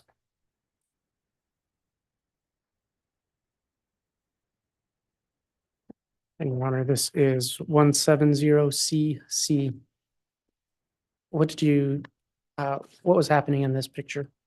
And I would just call this more of an exit photo. So now we've kind of wrapped things up for June 9th. And that's just kind of how we started. We were starting to put things away, and then we're getting ready to leave the scene for June 9th. And Your Honor, this is 170EE as in echo. Agent, what do you see in this photo? This is going to be the morning of June 10th.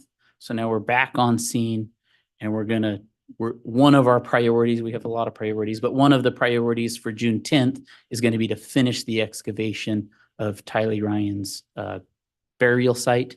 And in this photo, you can see those orange stakes. The orange stakes is the perimeter I set up around Tylee Ryan's burial site. So that's going to be one of our main focuses for June 10th. Agent, you had spoken earlier about sifters. Can you see where my mouse is located, Yes. or pointer, I should say? Is that one of the sifting tools you used? Yes, that's one of our wooden sifters. And on the inside of that, there's a wire mesh. So that's what the sifters look like. Your Honor, this is photo 170FF. And Agent, what was going on in this photograph? So this is just showing there's those orange stakes. So that's just outlining kind of the perimeter now of Tylee Ryan's burial site. And that's going to be where her remains are. Now we just need to do that process we've talked about, just kind of layer by layer excavation. And we're just going to try to note anything significant that we find as we go layer by layer down. And we're just going to try to show that story of how we find her inside that burial site. Your Honor, this is photo 170GG. Agent, what did you observe here? And now you can see on this one, on one side of the burial site, we were able to excavate pretty deep, and you can start to see a green melted 5-gallon bucket. And then at the very bottom, we finally see something identifiable to us, which was Tylee's skull. And that's what you're basically seeing. On the top portion of that photograph, just something to note was the soil on the top side was, there was a harder substance to it. And I don't know what that was, but it just made it difficult for us to excavate. And what we end up doing is and I don't know if it was concrete or a quickcrete or what it was, but it made it hard to excavate. So we end up getting the backhoe and kind of pulling back that hard substance. And that's kind of what I wanted to show or talk about in that one. Your Honor, this is photograph 170HH. And Agent, what did you observe here?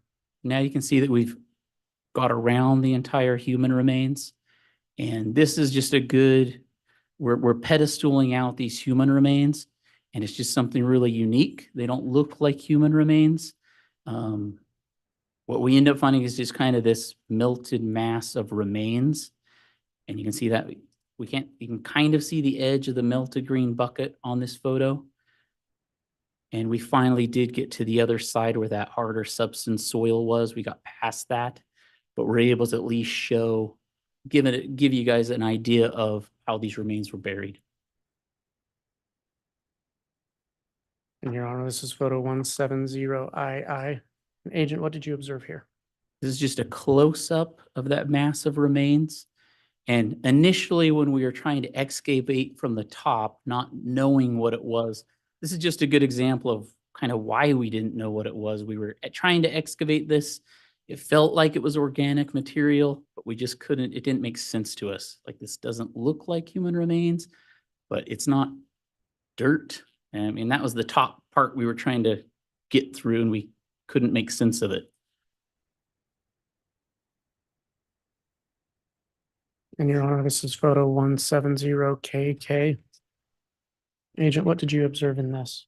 And this is just close-up photos of what was identifiable to us. So anytime we see something that we can identify with, we just naturally want to get good photos of that. So this is just closer up shots, the best we could get of that melted green 5-gallon bucket and the skull that was at the very bottom. And Agent, if you can see my pointer, is this the skull you're referring to? Yes.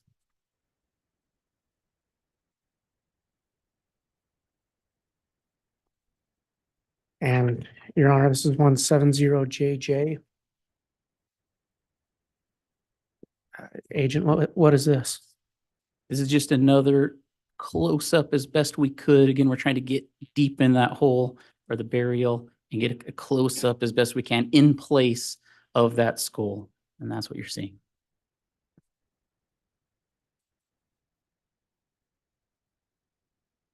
Your Honor, this is 17000. Agent, what was this? And then this is just the human remains, the massive melted remains. At some point, we just had to make the decision. We've excavated as best we could. We've shown everything we can. Now we just need to try to remove those remains. So when the team got in there to remove those remains, they fell apart. But this is just showing that burial with the remains removed. When you say they fell apart, how did that happen? What was going on when they fell apart? Well, just as a team of people tried to lift that pedestaled out mass of remains, it literally just fell to pieces. And so then just imagine us all trying to pick up those pieces and put them into a body bag that was placed close by. Your Honor, this is photo 170NN. Agent, what was this? And then this is the coroner's body bag that was nearby that burial. And then these are those pieces that were then placed in the coroner's body bag. Your Honor, 170MM. Agent, what was this? So once we've removed all of the human remains that we could see in from the burial, we had the anthropologist just go through the remains just to give us kind of a filled inventory of what remains do we have? Does it look like we have everything? As a team leader, we just want to make sure, could there be other burials on the property? Do we have everything? And so the assessment was we have everything that we need from the one burial. And so that's kind of what this was. It was the anthropologist coroner kind of going through the pieces just to give us some feedback as to if we have what we need. Your Honor, the 170PP. Agent, what is this a photo of? This is just a closer up photo now of those bricks. So now once we've decided, hey, the human remains were here, this was the burial, let's go ahead and collect those bricks. We still couldn't say that those bricks were on top of Tylee Ryan's grave, but they were close enough. And after what we saw at JJ's grave, we decided to collect those as evidence just in case. Your Honor, this is photo 170QQ. And Agent, what did you see here? This was just at the very end after we were done collecting the human remains. We had the backhoe just go a little deeper in the burials in each of them, but this was Tylee's. We had the backhoe just go a little deeper and a little bit wider at the burial just to ensure that we had everything and we didn't see anything else unusual in the area. And then once the backhoe was done, then we covered the area back up. So we put the animal remains back in and we covered the entire area with backfilled all of the holes that we dug.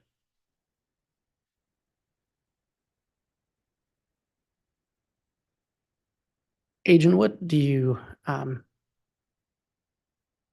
see on the screen? I see Faro scanner diagrams at the bottom, and then over to the right, there's our ERT photographs in a line. And Can you just describe the relationship between these photographs and the Faro scanning that is pictured? So the ERT photographs are to your right on this screen. And as we click on each one of the photographs, it's just going to show, it's when you click on it, that photograph's going to be blown up in the middle. And then it's going to show a layer. They'll start with layer A. And then when we click on that layer, you're going to get a line in the bottom Faro scanner diagram. And all it's going to show us in the Faro scanner diagram is just an approximate depth for where we are at on that ERT photo, that layer. And the numbers going down the middle are those, is that, And that's in measurement is the numbers going down the middle is just a depth measurement, and it's going by feet. So 0 to 1 foot, 2 foot to 3 foot.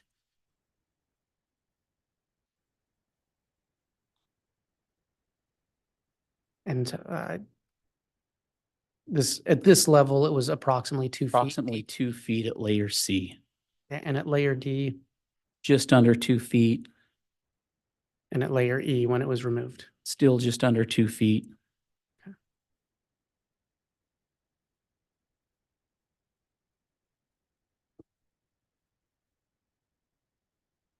Agent, I'm gonna call your attention to what's labeled here as the shed or barn.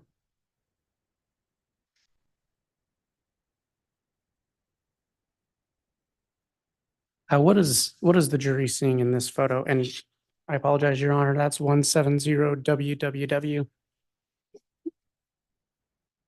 Oh, this is a picture of that garage or barn. And if you were looking from some of those vantage points from the residence, if you walk out of the residence, the back door of the residence, you would see this garage door. So this would be the first big entryway from the residence. So we're about to walk into, it's an overall photo showing the big garage door as you walk into the garage or barn. And what do you see here? This is another what we call overall photo of that garage area as you walk inside. And then over to the right, things of interest will be the tools that we're going to be looking at inside this garage. And one of the keys is for me, what I'm interested in, the ERT team's interested in, or law enforcement's interested in a burial site, is what tools could be used to bury somebody. And Your Honor, that's 170 QQQ.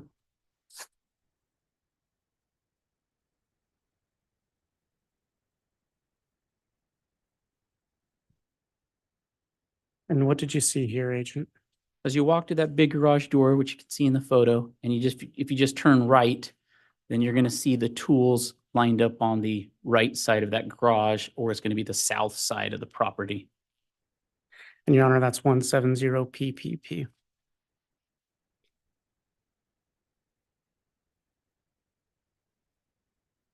And what did you see here, Agent? And this is just a medium shot now of those tools on that same side of the garage. We're just getting a little closer to them. Right. And that's, Your Honor, that's photo 170000. And just to inquire, Mr. Wood, are we through the graphic imagery at this point, or is it coming back in? It would be coming back in. Could we have a very brief sidebar? Yeah, let's do that. Thank you.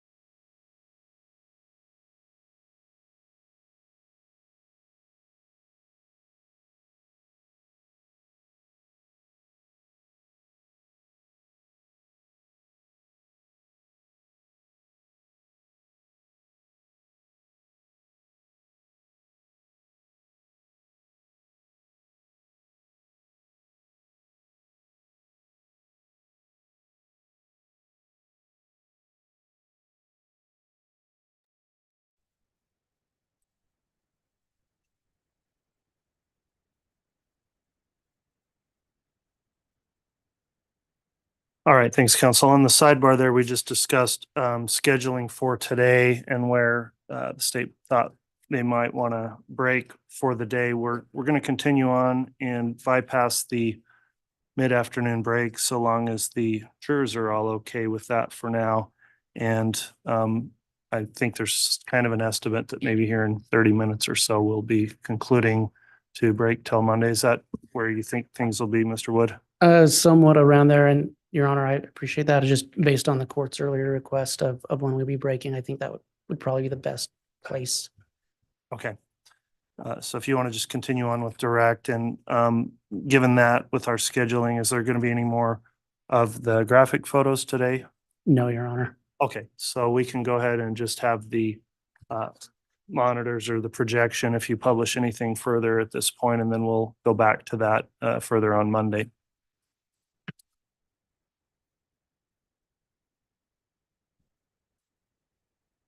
I don't recall, Your Honor, if I had labeled this picture. It's 170NNN. Okay, not yet. So QQQ, I think, was the last one I had.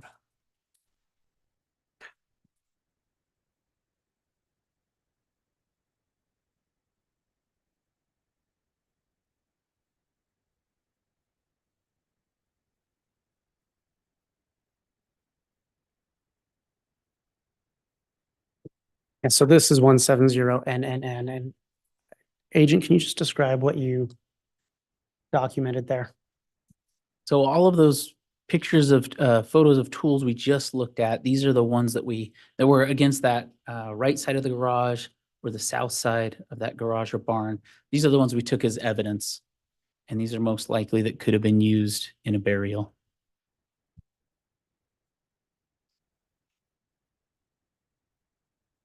And Your Honor, this is 170MMM as in Michael. Agent, what was this? This is one of those tools we just saw that was taken as evidence, and it's just a pick.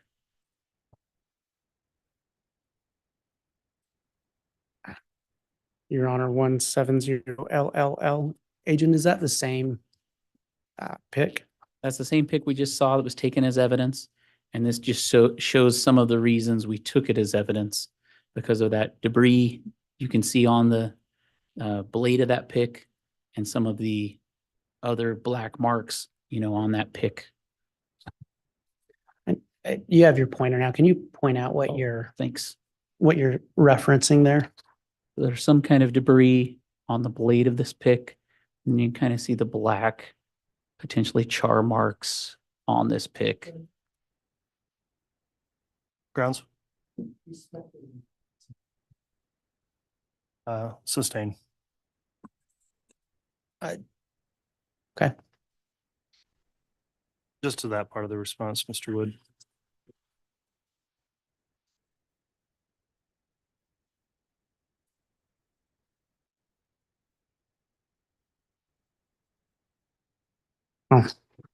Your Honor, this is 170KKK. Agent, what is this a photograph of? This is another closer up picture of two of the shovels that were taken as evidence.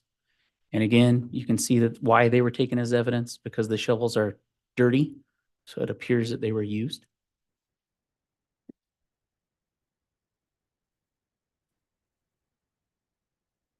Your Honor, this is photo 170UUU. And Agent, what was the significance of that photograph? As you walk into the garage and if you make a left, these are tools that were collected as evidence that were from the left side of that first entryway of the garage. So we're on the west side of the garage. And then as you walk in the garage right here, you make a left. These tools were in this area. And obviously we're taking tools that could have been used to do something to our human remains we found.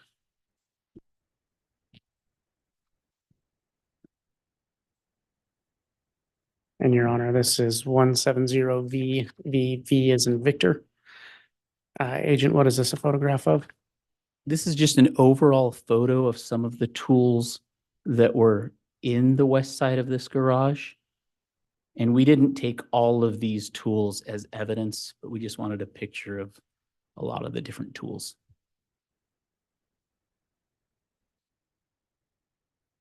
And this is 170 SSS. Agent, what was this a photograph of? This is just an overall picture of some of the tools that were on the east part of the garage. And these tools were in the southeast corner of this garage. And you can see the man door right here. That door was located on the south side right there.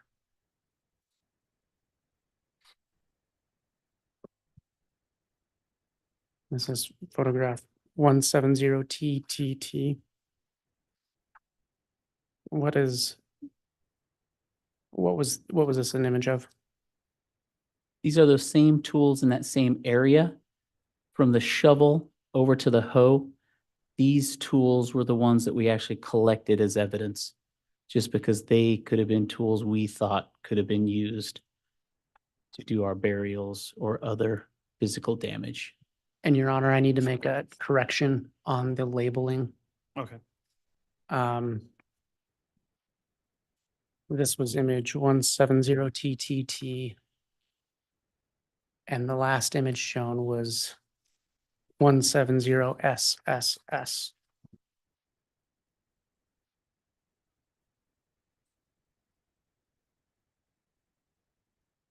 And Agent, Your Honor, this is 170 RRR. What was this an image of?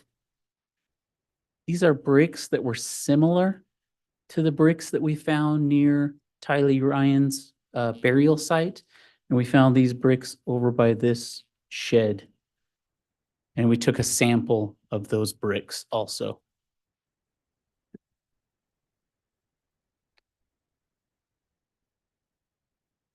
Your Honor, the court has states exhibits 173 and 172. We'd ask that they be, their physical evidence, we ask that they be brought out, and I believe they'll be coming in by way of stipulation.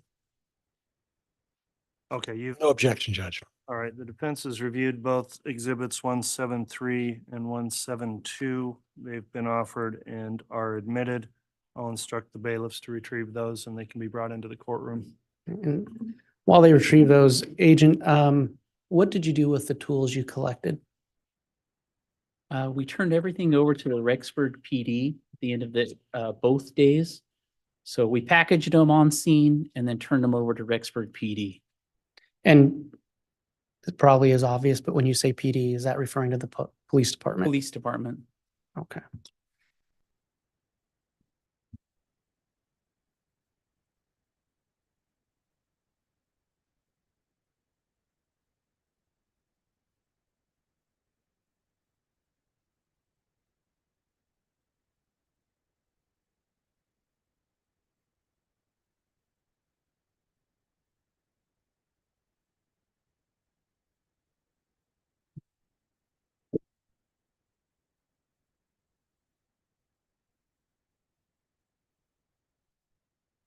And Your Honor, from my understanding, we were going to ask Agent Daniels to approach this table and give him a handheld microphone.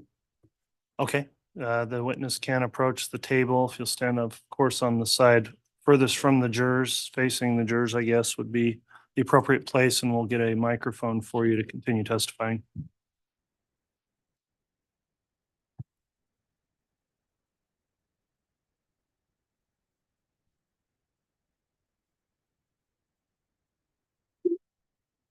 Agent, or do you recognize these as states exhibits 173 and 172? I do. What are they? It's the pick from one of the photos we just showed you. And it's the yellow handled, yellow and black handled shovel from one of the photos we just showed you. And can you unwrap the pick and show it to the jury? Can you identify which of the two, which exhibit is that? Oh, I apologize. That is 172.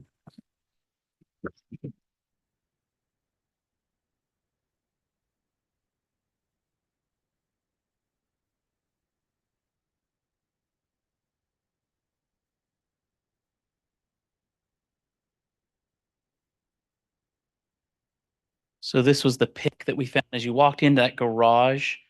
And then to your right, this was the pick that was to the right.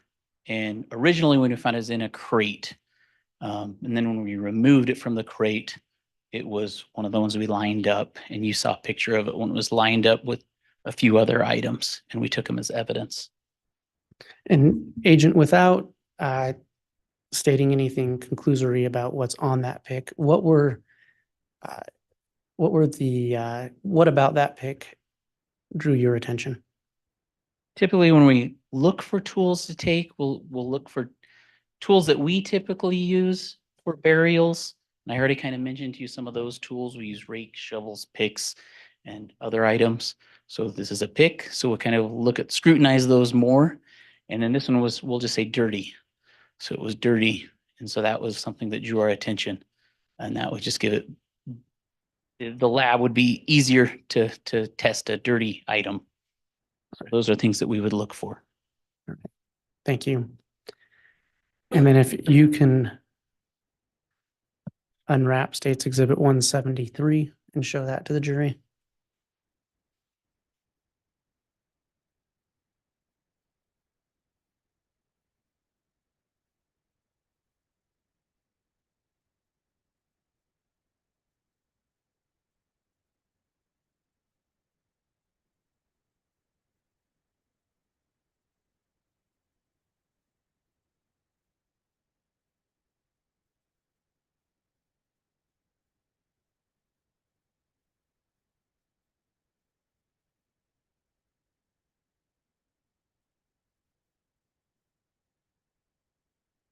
If you can explain what that is and why you collected that item.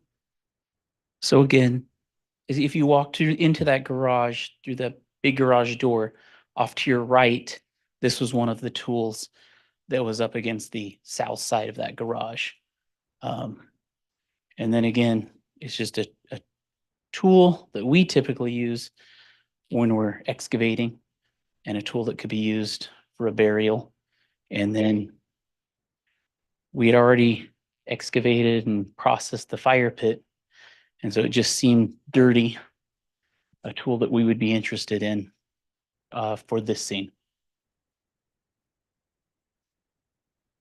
Thank you. And it could be wrapped up again.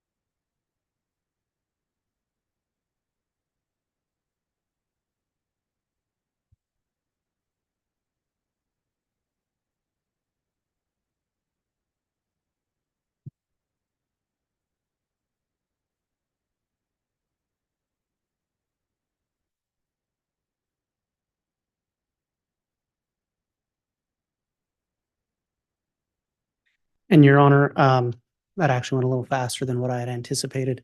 If leave it at the discretion of the court, I believe I could finish up my direct by 2:30. If the court would like us to do that, I'll leave that up to the court. I understand that we'd still have to bring this witness back for cross. So however the court wants to do that is fine with the state. Why don't you, well, I guess I can leave it up to you somewhat as well, Mr. Wood. I don't want to. Would it make sense to go another 10 or 15 minutes? Or would that just put it too close to when you want to conclude your line of questioning? I think it would probably take about another 40. Okay. Well, given the schedule and concerns we had today, I think what we'll do is go ahead and recess for the afternoon then, given the time. I appreciate you inquiring on that, Mr. Wood.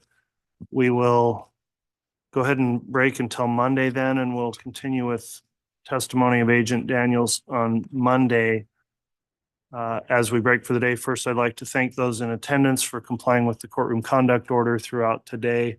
And for ladies and gentlemen of the jury, before you break for the weekend, again, I will give you the admonishment you've heard many times before, which is to please not discuss this case at all amongst yourselves or with anyone else.